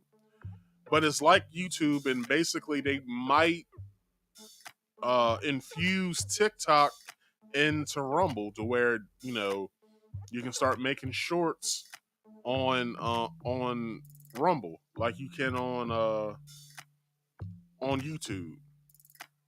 Now I don't know what their plan would be with it. Maybe they keep it a separate app or whatever, or maybe that they'll infuse it into Rumble so you can make shorts and stuff like that. Because short form content is popular these days. I would advise everybody to stop using or stop viewing that type of content simply because, for somebody to try to give you some information within a 15, 30, or 1 minute span and they don't like go deep, do a deep dive with it, like, you're not getting any useful information. Now, I'm a hypocrite myself because I just found out how I can put shorts out from these episodes now. So I'm going to start doing it. If it helps me blow my channel up, then I'll do it. But I will make this promise: once I have the amount of subscribers I want, I'm doing no more shorts. Like I will be doing no more shorts after that. Because, number one, I don't like for you just to sit there and watch short form content like that, like for hours at a time. I don't know, man. Like it's your choice, but me personally, I don't do it. I don't be watching these shorts. I barely like making stories for my to let people know when I'm going live and whatever. I hate making those. But I do it because it's, I don't have a marketing team. I'm not paying anybody to help me along with this. I'm doing all this myself. This is a one-man show. I run my boards by myself. You know what I'm saying? Like, this is all me. Anyway, is TikTok nothing more than an innocent diversion or diversion for young people, and admittedly some older ones too, merely allowing them to scroll through makeup tutorials, cute animal clips, and viral challenges. The app is immensely popular with more than 100 million active users in the United States alone. God damn. And each of those users, some of them potentially people of power and influence, provides TikTok with a trove of personal data that the company can theoretically access and exploit.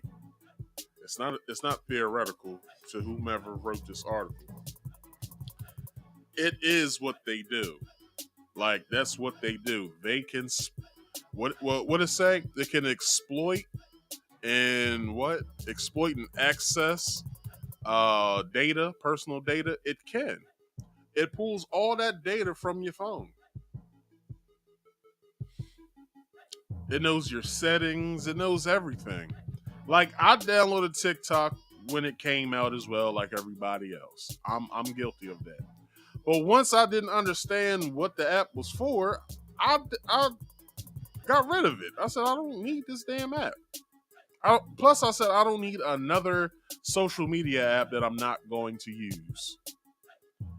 Hell, I downloaded Threads. I saw that Threads was a bunch of bullshit. I got rid of it. I downloaded Snapchat when Snapchat came out. Thing is, I only downloaded it because my girlfriend told me to do it because she wanted to spy on me to see where the fuck I was at. I didn't know that there was a feature where you can go into what was it called, Phantom mode or whatever, or Ghost mode or whatever. I didn't know that. I didn't know that she knew everywhere I was at. So once I found that out by my little cousin, he said, "Hey, yo, why you got this on?" I said, "What do you mean?" He said, "Yo, turn this off. People can see where you at." I was like, "Oh, shit." And then it came to me. I said, "Oh, shit." Put two and two together, got rid of it.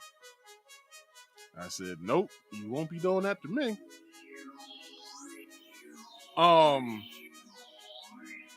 So yeah, like, get rid of the app, y'all. It's going to go through. It's going to go through the Senate. The Senate, the House just signed off on it. The Senate is going to sign off on it, and Biden is going to sign off on it. To where y'all might be in a free for all. You know what I'm saying? You might have to either get rid of the app because it won't work anymore in the States. Or if you get yourself a VPN, you'll still be able to use that. I'm just letting y'all know. Get yourself a VPN, set it to like Canada or Norway or somewhere. You'll be able to use that. So just letting y'all know. So depending on the permissions granted to the app, the data not be restricted to what happens on TikTok. It could also include locations visited, connected Wi-Fi routers, and more. The Chinese Communist Party has no qualms about demanding Chinese companies hand over this kind of information. ByteDance would have no choice but to. That's the privacy threat. So, you guys are going through a privacy threat as I speak right now, just by using the app.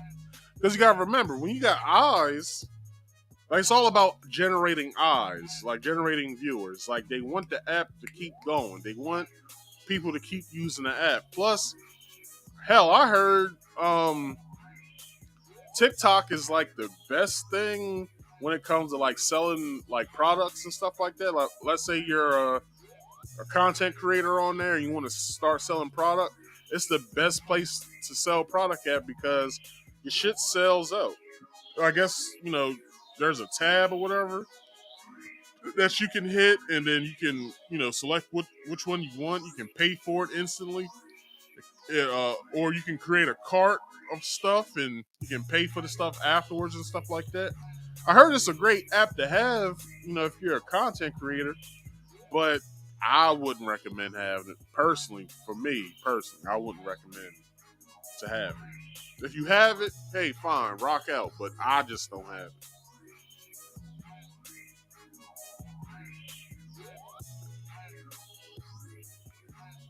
But let's see. Excuse me. Damn, where am I at? Companies of content, ByteDance will have no choice but to. That's the privacy threat. Then there's the information threat. Discerning whether that's occurring is nearly impossible. But reports of censorship on the app, particularly during pro-democracy protests in Hong Kong, give cause for concern. There's no concrete evidence at the moment that either of these two threats has materialized in the United States. Right, but we also don't know what they're doing with the said data that they're pulling. Like, they're taking all the information from your devices and whatever nefarious thing that they're doing with it or why they need it or whatever. But every other app, social media app, or app in general does that as well.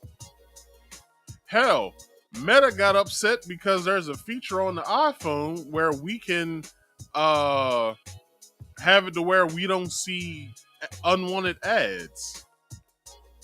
Meta got upset and was like, nah, y'all can't do that. Like, we need that data for this reason. And they didn't really give a good enough reason. But they was like, yeah, we need that data. And, you know, Apple was like, so, what the fuck we care for? But we also don't know.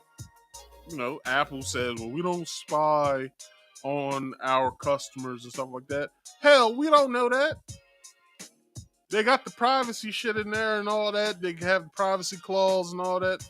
But we don't know what the fuck if they can take our data or not either. Like, fuck out of here.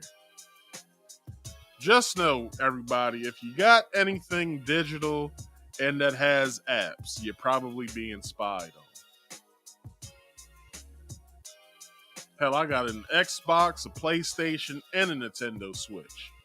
Every game now is an app. What are they doing with that information? Who knows? I got an Apple computer. I got an Apple iPhone. Everything on here is an app.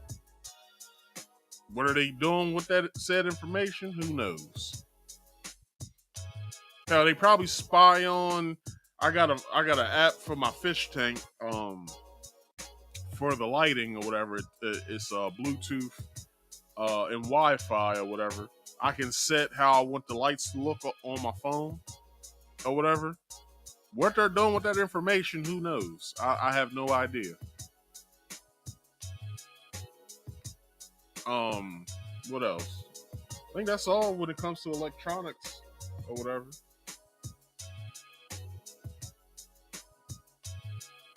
You know, who knows what they're doing with this information? Why they need the information? They said it's, you know, to curate certain ads or whatever to us. Why? Like, I don't need specialty ads being brought to me because I'm not gonna buy none of that shit anyway. Just for them to I want them to know this now. I hate shopping online. This is why. Because what I shop for is going to get delivered to me. What? I hate shopping online. I like going into a store. I like picking what I want. I like paying for it and walking out the store with it. I hate waiting for something that I paid for. Feels like I've been robbed until I get my stuff. It's like, damn, they just took $80 some odd from me. God damn. Like, I don't know how y'all feel about this, but let me bring that up.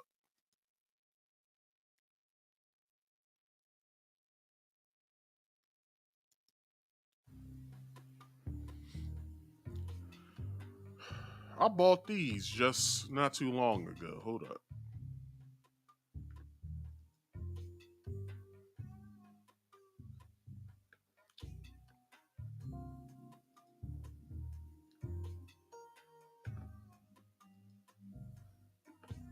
Let me get it.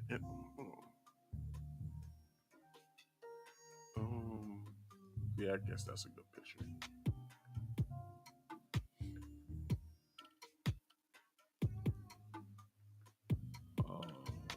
How do I do this again?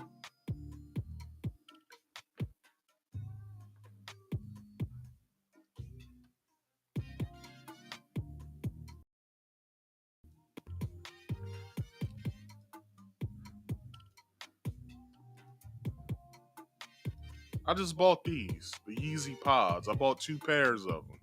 They're $20, you know what I'm saying? They said that these won't be coming to me until I bought them at the end of February. So I won't be expecting these until the end of this month. I feel robbed. I feel robbed, as if I'm like, damn, I don't even know if I'll get these damn shoes or not. Now, a lot of y'all might be asking, well, Marcus, why the fuck did you buy Yeezy Pods of all shoes to buy? Why Yeezy Pods? They're different. That's why I liked them, because they were different. They were different. It's a different type of shoe.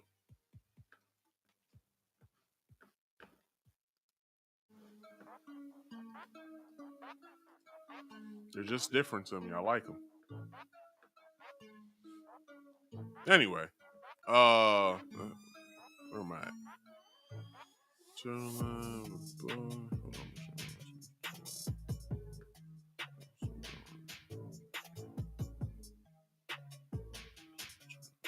Okay, so there's only the risk they could for the all that to be materialized if they're sharing, if they're using our data, if anything. Anyway, perhaps the lawmakers who voted on the TikTok bill anticipate that the social media service will never have to be banned, but that instead the threat of a ban will force ByteDance to divest its U.S. operations. I'm pretty sure that they'll try to compromise with the United States. So, although we might be like, nah, this is final. This is what we think. This is what we want, and that's all. Or, it could be where, you know what I'm saying, ByteDance is like, all right, look, we'll take a partner, and then we'll reformat the app to where, it can't spy on you, which they'll probably lie. And then US probably feel intrigued, like, well, go on, how else would you do that? Like how? They're probably, well, we can do this, we can do that, we can make sure that, these back doors don't be or aren't open or whatever. We'll make sure we'll close those and all that stuff. Make sure that the code, they'll probably say a whole bunch of words, but in the background, they'll probably have it to where, they can spy and shit. This is just me being a conspiracy theorist.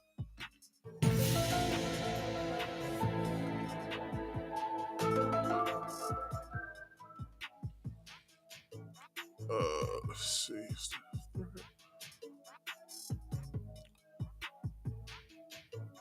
Okay, but such a bet would be risky and the process unfair.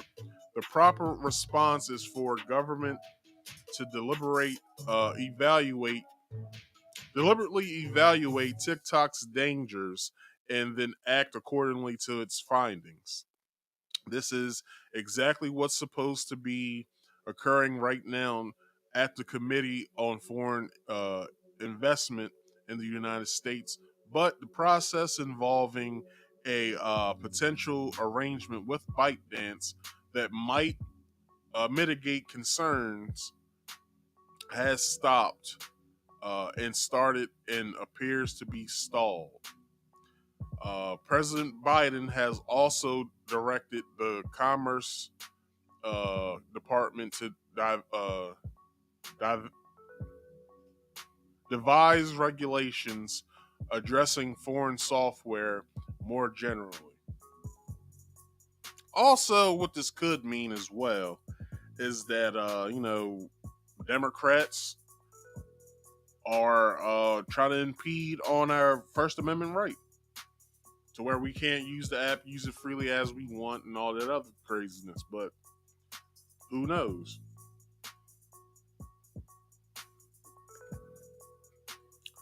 It's the truth. I'm just saying. Who knows? All right. Let me see. Regulations addressing foreign software more generally.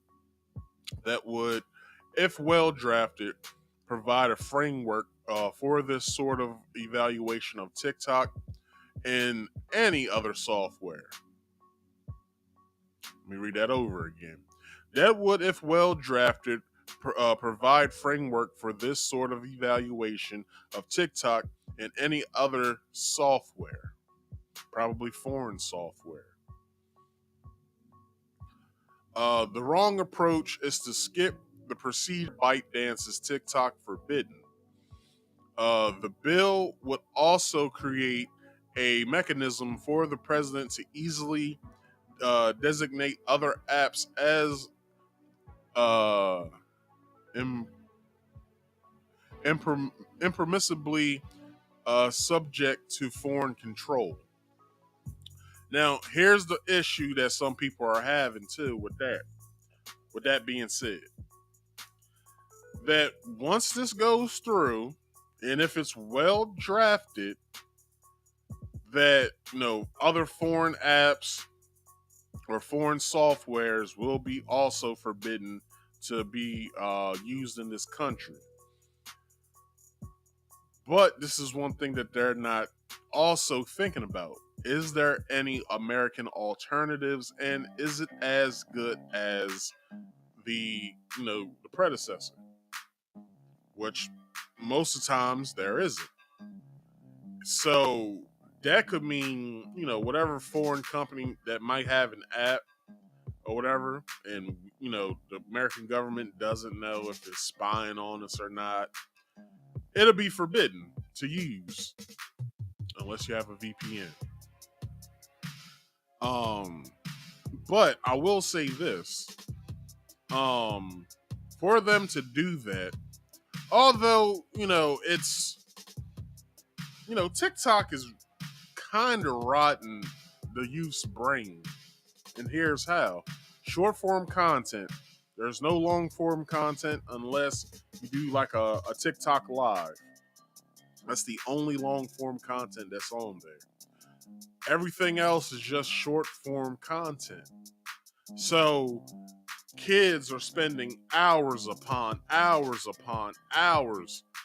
fucking on this damn app. And you gotta remember, this is where some of the dance challenges come from. This is where, challenges in general come from. You can also do, I forgot what it's called. What the fuck is it called?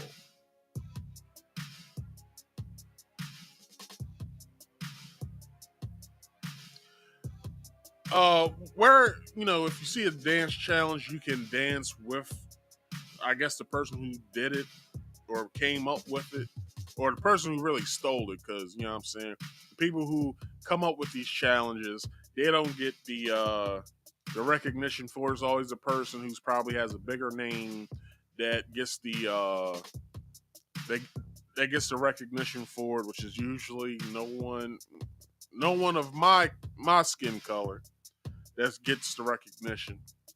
Let me just say it like that. They go on these shows, these TV shows, and they get invited on podcasts. Well, so how? They get asked questions. So how did you come up with this challenge? Like, it's so cool. And they're like, I'll just sit at home one day and stuff like that. Like,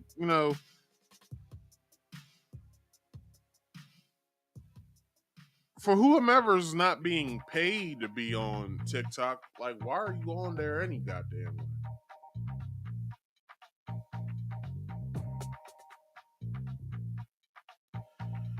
That could have changed since, when I had it. Like I said, I only had that for like a couple hours. After that, I deleted it off my phone. I was like, this app has, I have no use for this app. So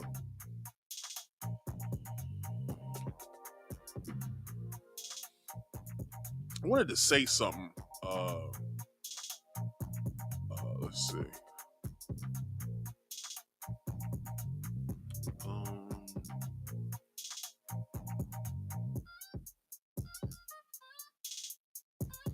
President Biden has also directed the Commerce Department to devise regulations addressing foreign software more generally. So, I guess this is what Biden wants to do when it comes to that. I think it was more to that. Let me read before that. This is exactly what's supposed to be occurring right now at the Committee of Foreign Investment in the United States, but the process involving a potential arrangement with ByteDance that might mitigate concern has stopped, started, and then been stalled. So I don't know if you guys remember. So Facebook or Meta. So the CEOs of all these these tech companies, Meta, Google, Twitter, and I believe that was it. So as we know, Meta has Instagram and Facebook. At the time, I believe it was Jack Dorsey who owned Twitter at the time. This was like 4 years ago this was going on. And then it was the CEO of Google or Alphabet. So they had all these people, and they was having these conferences with them that last like 3 hours. And in these conferences, it was basically these senators trying to understand, what does their app do? Why is it that everyone's using these apps? What is it that we can do for you guys? Basically, the senators asking the CEOs, what can we do for you guys to, make sure that, national threats aren't on there, certain, such as like terrorists and stuff like that. How can we mitigate that from happening? How can we stop, nefarious, sex trafficking rings or drug trafficking rings that might be using your platforms and stuff like that? Like, how can we help in this effort to stop all that from being on your platforms? And it was something else, but this is one thing that we have to understand, like us as the youth. Who's in the Senate is like the silent generation and baby boomers. That's who's running the country right now. And they don't understand none of this shit. So they be asking stupid ass questions. But at the same time, I do understand why they're doing it. Number one, they have no clue about it. So they want to know more about it. So then they can make a better decision once they get to these committees and start voting on shit. But at the same time, they also want to know if there is a national security threat with any of these platforms or whatever. They also want to know, what's this whole Russia hoax that happened on Facebook? Did Mark Zuckerberg have control of that? Of which it was the Democrat Party who came up with that whole Trump's working for Russia thing. The Democrats came up with that. They thought it was the Russians, but at the same time, Facebook basically called a firm from England to help with that. So this company, I think there was like a digital marketing company or whatever. They made a profile, and they just started putting out false information about Trump. So, if that can happen, now they're scared since there's another election coming around. If this platform, TikTok, can do it now. So they didn't learn the error of their ways. They basically want to fight something right now that they have no control over. They're like, well, fuck. We have no control of what they can do with the app because, we met with the other guys or whatever in 2020 when the other election was happening. Yeah, when the other election was happening. Or was it 2019? I can't remember. But I think it was 2020. This was around the pandemic, so it was 2020 and 2021 that they met. But they met, I think, 3 times altogether. So then they do the thing with TikTok. They do the same thing with them, and they're basically drilling questions to them about, is it something that, we need to be worried about when it comes to you guys, because this, and that. And, the belief he was the CEO was basically saying, well, you guys have nothing to worry about with us, because we don't have none of that nefarious shit going on our platform. But at the same time, when you look at, that fine print that we don't like to read, it says all of that in the fine print. So to finish this article, the ending of it is the government ought to set itself a high bar for dictating to Americans where they can and can't express themselves.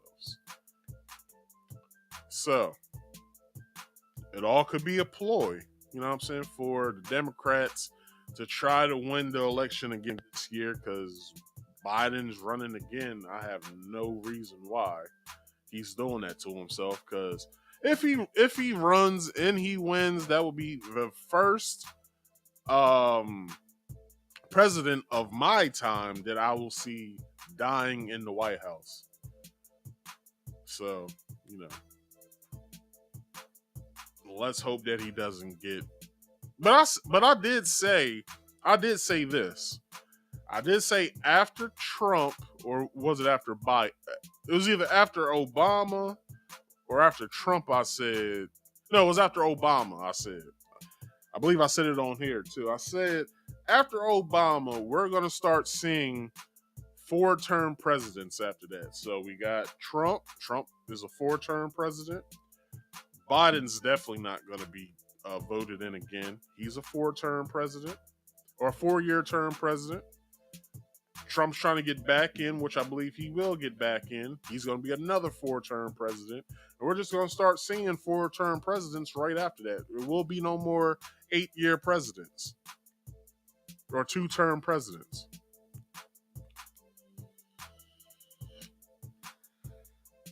So I got this article that I got pulled up here on my computer from CBS News, and I'm trying to figure out like a juicy part of this article.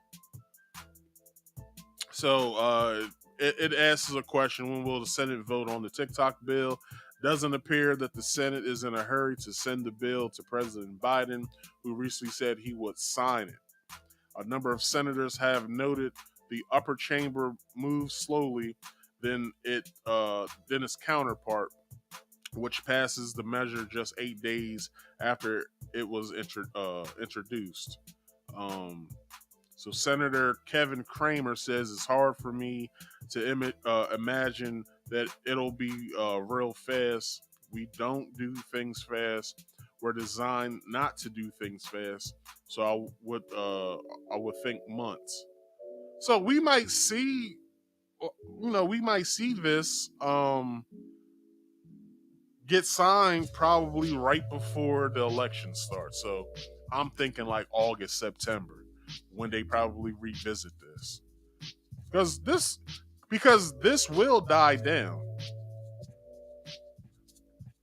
This will die down. Like, although we're talking about it now and it's such a big thing, like, oh, wow, like, they're about to, take TikTok away from everybody.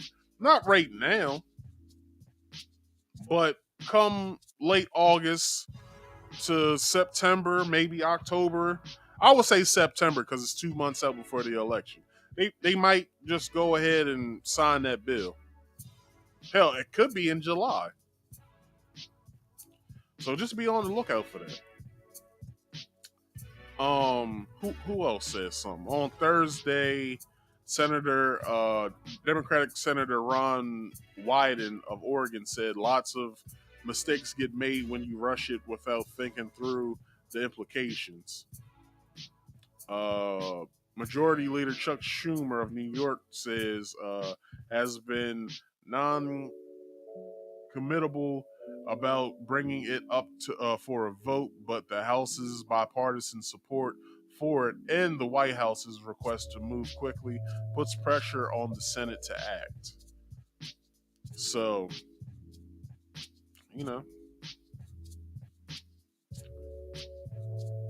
let's see. Senator Mark Warren, a Virginia Democrat, said Thursday that we've started conversations with Schumer.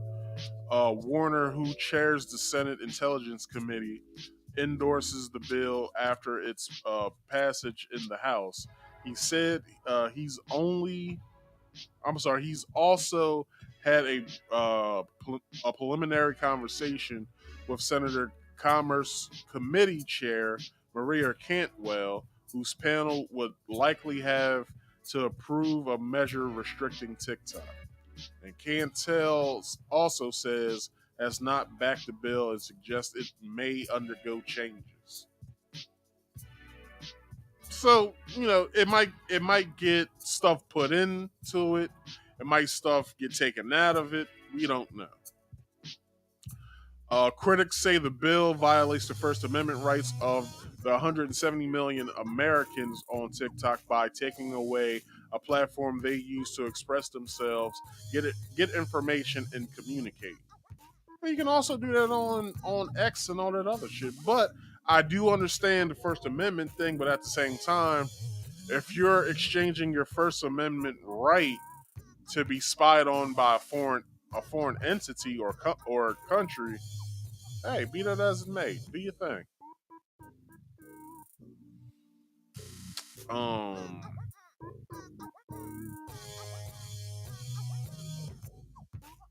So down here it says, what happens if TikTok bill passes the Senate? If the House bill becomes law, it would make it illegal to distribute apps developed by ByteDance, its subsidiaries, and other firms controlled by a foreign adversary, unless the company offloads the app within 180 days.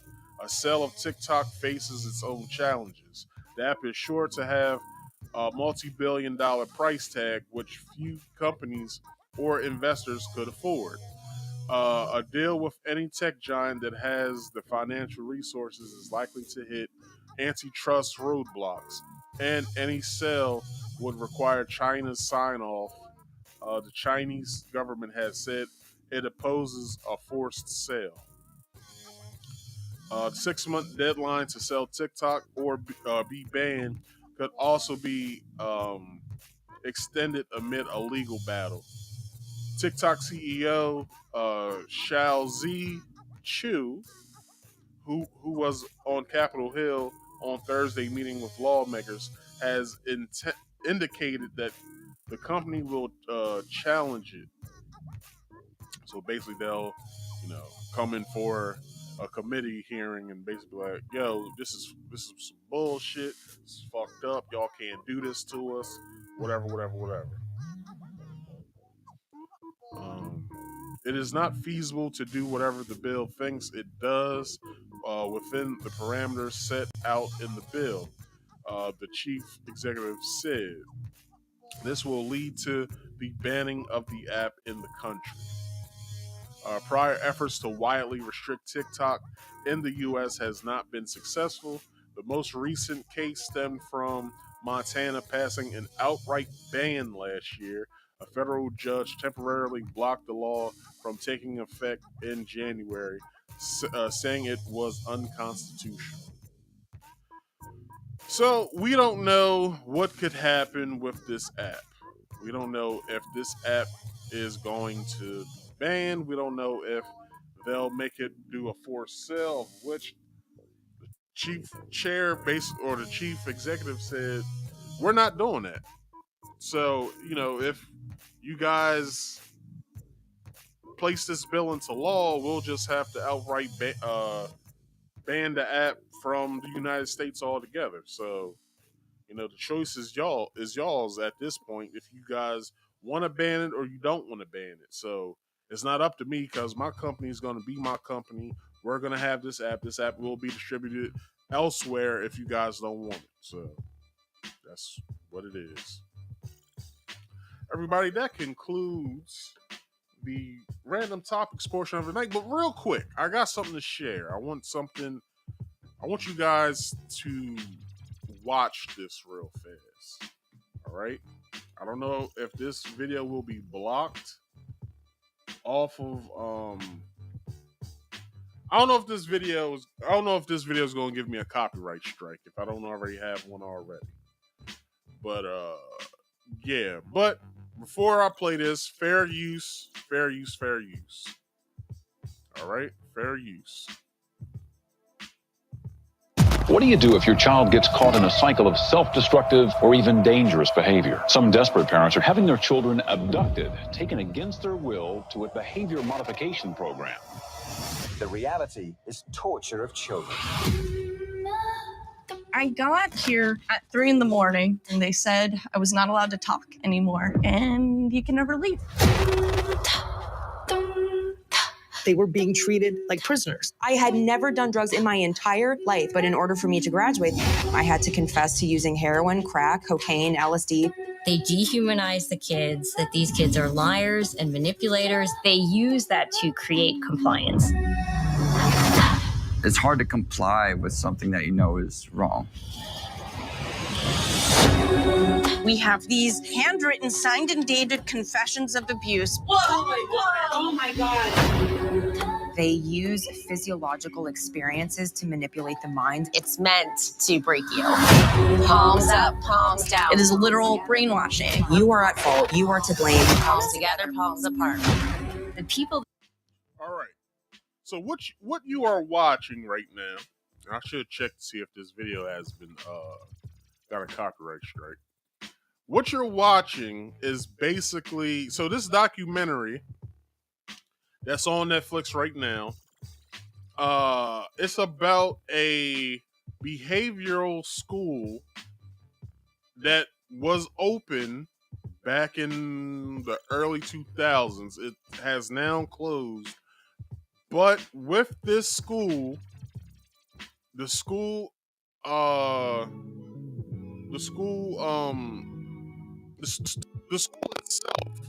is closed, right?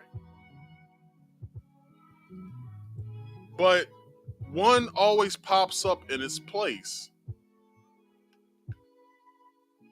So the documentary or the docuseries is called The Program.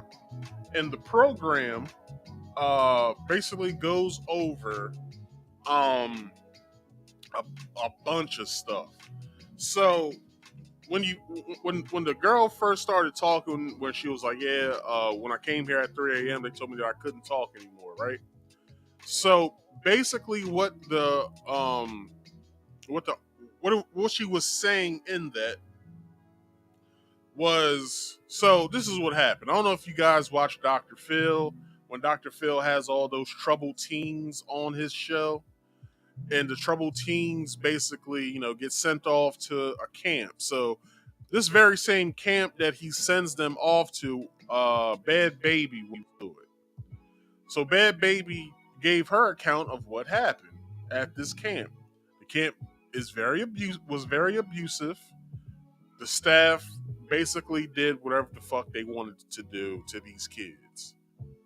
It was the same with this school, Ivory Ridge. Fuck Ivory Ridge. Because when I was watching this, I felt bad. I was like, yo, like, what the fuck? Crazy thing is, my mom threatened me when I was getting in trouble in middle school that she would send me off to one of these schools. Well, there was a kid at the age of 12 in this school. No bullshit. They say it in the documentary. So the documentary basically is about this one woman that went there when she was a teenager and the people that she met at the Academy of Ivory Ridge that was based in upstate New York. So the school had dorms, and it was a boarding school basically, or whatever. It was a behavior boarding school. So the fucked up thing about this school, Ivory Ridge, is that it was based from a ex or like an X'd out cult called Synonym. I think that's what it was called, Synonym or something like that. Let me see.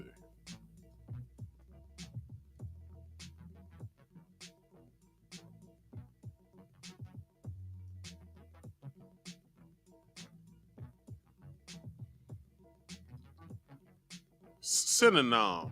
It was a cult that was based out of, I believe it was based out of San Francisco. So basically, the cult leader got the idea from Alcoholics Anonymous, because I believe he was in Alcoholics Anonymous, or he was a teacher of Alcoholics Anonymous, and he thought, well, maybe I can put these things that they ask of, these people that's trying to get off from alcohol and drugs and stuff. Maybe I can put these steps and these practices into something more extreme or whatever to help people. And what he basically did was create a cult. So not only just Ivy Ridge, but there are several other schools just like this around the country still running, coming from it's this company called WASP. So WASP is the Worldwide Association of Specialty Programs in Schools, an organization founded in Utah. Please, please, please, everybody, pay attention to the Utah part, because y'all remember what happened back in the early 2000s with those Mormons and shit? Well, the person who started this company was a Mormon. So you all know what that crazy shit that happens in what was it called, Mormonism or whatever. Anyway, an organization founded in Utah in 1998 by Robert Litchfield that provides education and treatment for troubled teenagers, which is bullshit. Has facilities in the United States and other countries, including Mexico, Costa Rica, Jamaica, and Samoa. Now, I watched another documentary that's on there as well called Hell Camp, I think it was called, or Camp Hell or whatever. And it's basically the same thing. So that camp was in Samoa. There's another camp or another behavioral school in Jamaica, as well as Costa Rica and Mexico, that still operate to this day. So the one I'm talking about, Ivory Ridge, but let's go back to the Bad Baby one. I forgot what that one's called, but if you watch Dr. Phil sends all these troubled teens to that facility that's in Utah. This is the same facility that Paris Hilton went to. So back in 2019, Paris Hilton basically came out with her story of her time there, how she was abused, how she was ridiculed, how she was treated. One of the things that these facilities do is that kids are not to be trusted because they're just going to manipulate you, right? One of the things that they do is that when a child has to use the bathroom, they send an employee in to watch them take shits and take pisses. That means girls and boys. Sick, right? Not only that, when they're taking showers, they have an employee that works there watch these kids. Now, just think about all of the undercover predators and pedophiles that's out there that's probably, seeing this job offering is like, fuck, I want to work there. Just think about all the ones that are still operating now that have pedophiles probably working for them, and we'll never know because parents aren't allowed to come to the facility unless there's an allotted date that they give to the parent to come. The child can't call the parents; they have to write letters. Kids get abused there. So one thing that one of the punishments at this school and a lot of the other ones, one of the punishments are they have to have their hands behind their back while laying flat on the ground, on their face basically. So their hands are behind their back while their face is on the ground, and they got to have their chin on the floor, and they got to sit like that for hours. That's torture. Not only that, kids get physically abused, but at the same time, they get sexually abused. That's some sick shit. So in this documentary, I forgot the girl's name, but she's right here. She's the producer and director of the documentary. It's the girl that's next to this young lady. So all of these are survivors of. These are the female survivors of this school academy at Ivory Ridge. So this company, Worldwide Association of Specialty Programs, right? They faced all kinds of allegations of abuse and torture and stuff like that. But every time that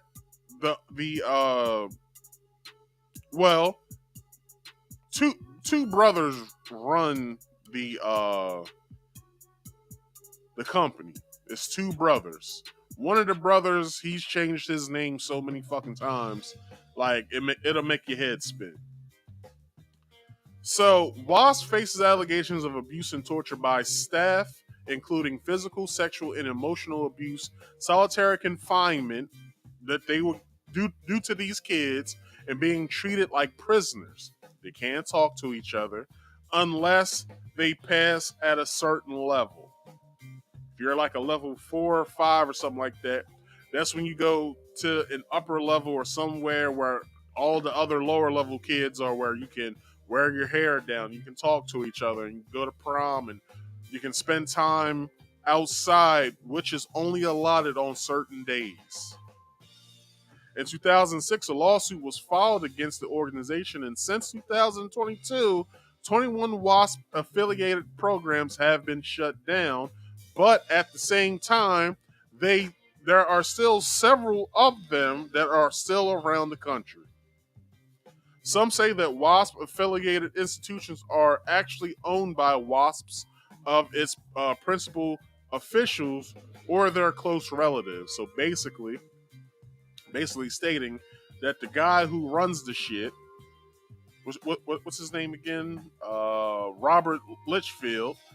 He just hires his family members and close friends to be presidents and vice presidents of these programs. Some say that WASP affiliated programs are actually owned. Yeah, I said that already. WASP is the company behind troubled teen schools like Ivory Ridge, which are featured in Netflix documentary The Program, Cons, Cults, and Kidnapping. In the show, you would hear them say that how culty this program is, because the girl said when she went to go and see her dad, she had to close her eyes and reach out for him, while he and other parents were in a circle chanting something and his eyes was closed. It's like, this shit is crazy, yo. So y'all gotta watch this documentary, because they have encampments and they have schools all around the country, right? So since they have schools and encampments all around the country, they basically can do whatever the fuck that they want to do. Is that the last picture? That is the last picture. They can do whatever the hell that they want to do to these kids because it's in a nice secluded area in whatever country that they're in. One of the camps look like a prison because it's all like, you know, those gates that you get for your house, like those metal gates. Like in one camp, when you come out of like where you sleep at and shit, you gotta walk laps for hours. That's a punishment. You have to walk laps for hours, and you can't talk.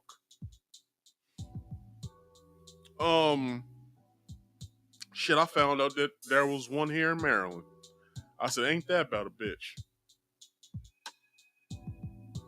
I said, that's crazy. So, what you guys will take from this is that every time that this company has been brought up on charges, nothing happens to them. They have some official in their pocket. Congress is getting to this. They just stated, I believe I have that. Hold on, let me bring that up because I believe that is my next video, I believe. We have 5 very popular new guys here. The Backstreet Boys, brand new group, new heartthrobs. That's not it.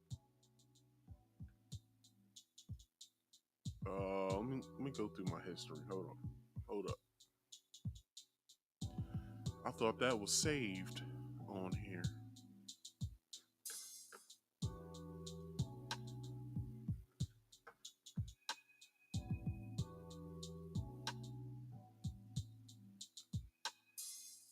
I forgot which day I was looking at that. So this might take me a minute.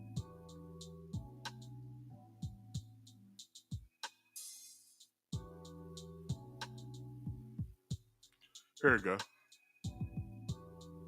State Assemblyman Scott Gray meets tomorrow with the State Attorney General's office to talk about abuse allegations at the now closed Ivy Ridge Academy. Ever since the Netflix documentary, The Program, Cons, Cults, and Kidnapping was released, Gray says he has gotten phone calls from parents of former Ivy Ridge attendees. He says one parent told him their child committed suicide over what happened at the Ogdensburg area campus. While Gray applauds St. Lawrence County's district attorney for encouraging alleged victims to contact the DA's office, he says the Attorney General can also help. I think this needs to be dialed up at a higher level, and that's why I think it requires the AG's involvement. And I will be advocating very, very diligently for their involvement. Gray says the state needs to do what it can for alleged victims for the failures that allowed Ivy Ridge to remain open as long as it did. Now,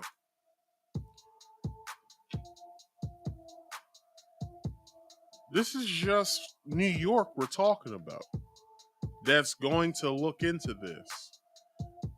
The entire company needs to be brought up on charges, and the feds need to get in on this so they can see what's going on. Because one thing that you'll see in this documentary is that everyone that you will see in the documentary had a file on them, like a thick ass file, to where one of the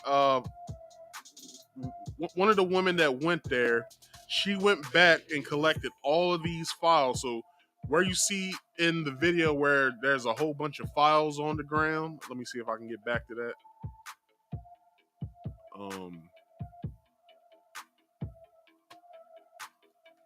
Oh yeah, I forgot. Hold on. Let me go back to it.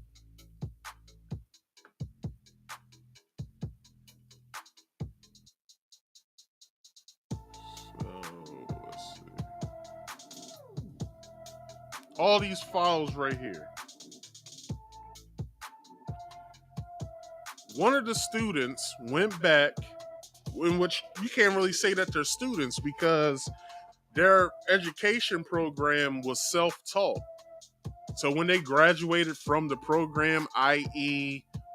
this school, their diploma's worth nothing.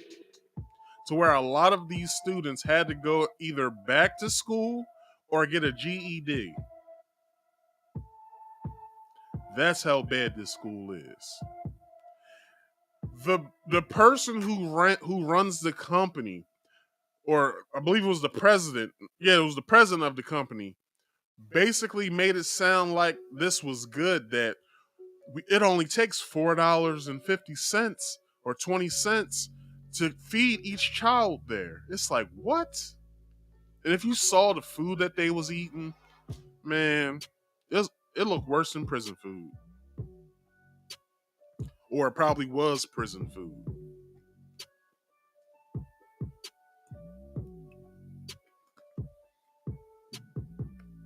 This shit is crazy, yo. I want you guys to watch this documentary as soon as I get off from here tonight. Go straight to Netflix. Watch this. It's called, and I'll bring this picture back up again.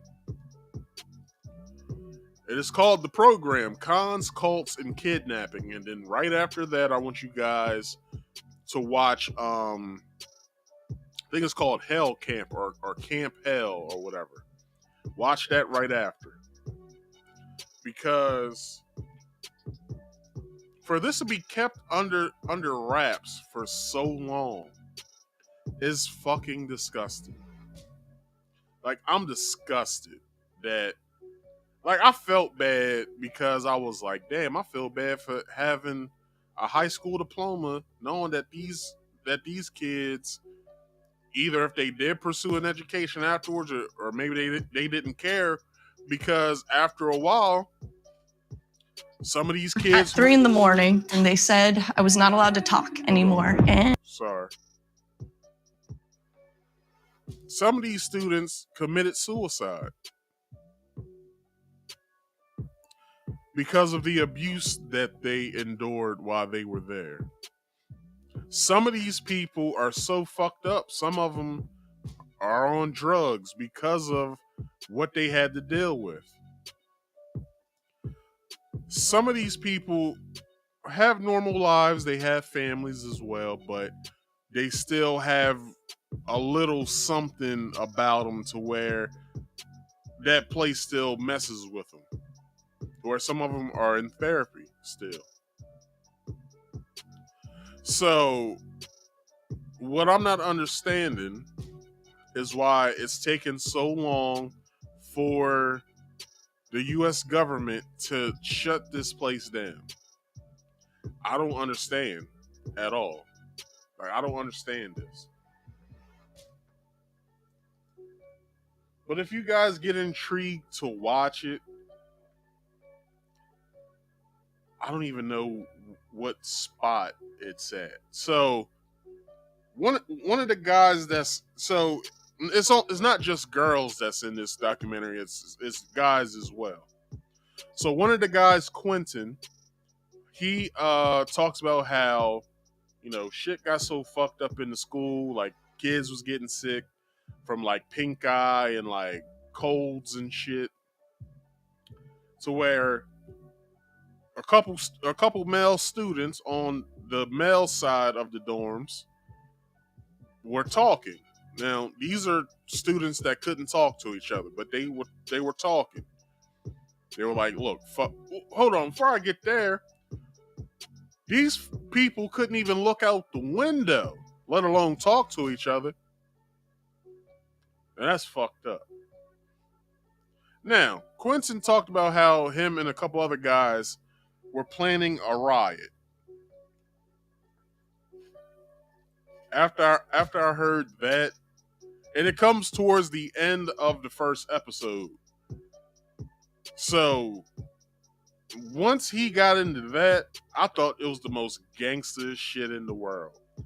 Like how he did it. He said he came out his room, stood in the middle of the hallway, and just yelled, "Riot!" And the rest is history. It's in the documentary. It's in the documentary. So I want you guys to look at that tonight, because or tomorrow, you know what I'm saying, or sometime this weekend. I want you guys to look at that documentary because I will tell you, it is worth the watch. So, everybody, that concludes everything tonight. So let's go over a show summary. So, I brought up the juicy, tight, spicy in the beginning. You know what I'm saying? If you got that juicy, tight, spicy, you know what I'm saying? There's somebody out there for you. You know what I'm saying?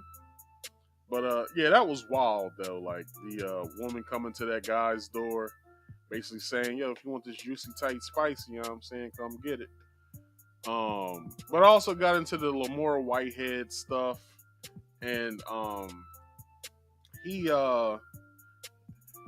man, he's the ultimate villain. He's stealing, you know, his parishioners' money and stuff like that, which I don't agree with. So hopefully, you know, he does that 45. You know, because he's gonna have to look at somebody in there that's gonna ask him what you in here for. You know, so you know, you did all that. You did all that to live a good life, but now you're about to go to jail because you got too damn greedy. Then I got into Jess Hilarious, the host of the one of the three hosts on the Breakfast Club on Power 105 in New York. She basically said that since Chico didn't want to give her any play, she thought he was gay, which is fucked up. And then I got into all of my shit about shit like that. And then got into the TikTok ban thing, which I believe, you know, if it won't be passed now, it'll be passed before the election comes. So be on the lookout for that. And then I got into the Ivory Ridge thing. Please, like I said, watch those two documentaries because they both have something to do with each other. So I hope you guys do that because both of them are good watches. The one documentary, Hell Camp, that's like an hour and some change. And then I believe each and every episode, which is only 3 of the program Docuseries, I think every episode's like 56 minutes to an hour. So do what you want with that. With that being said, people, I'm gonna get y'all on out of here. So we're gonna hit that theme music, and I'm do some promotions. Then we're gonna get up on out of here, y'all. So, people, every Friday I do this here podcast called Marcus Speaks Live. You can catch me every Friday at 8 p.m. Eastern Standard Time, as well as Saturdays once I get that back up and running. You can see me on Saturdays at 2:30 p.m. Eastern Standard Time. So don't forget to come and check me out. Subscribe to the channel. Hit the bell icon to all. And once you have done that, to the Marcus Speaks YouTube channel, go to any video to the description box, find the Rumble link. If you don't have Rumble downloaded, download Rumble. It's just like YouTube. Some YouTubers call it the YouTube creator graveyard, but I don't see it that way. So make sure you guys get up there and download that, as well as do me this here favor as well. If you ever want to come up here at any time, you can by either hitting the link that's always pinned in the live chat, or you can call in with the call-in number, which is also linked with the live chat. The live chat is linked with the live chat link. You'll see it in there.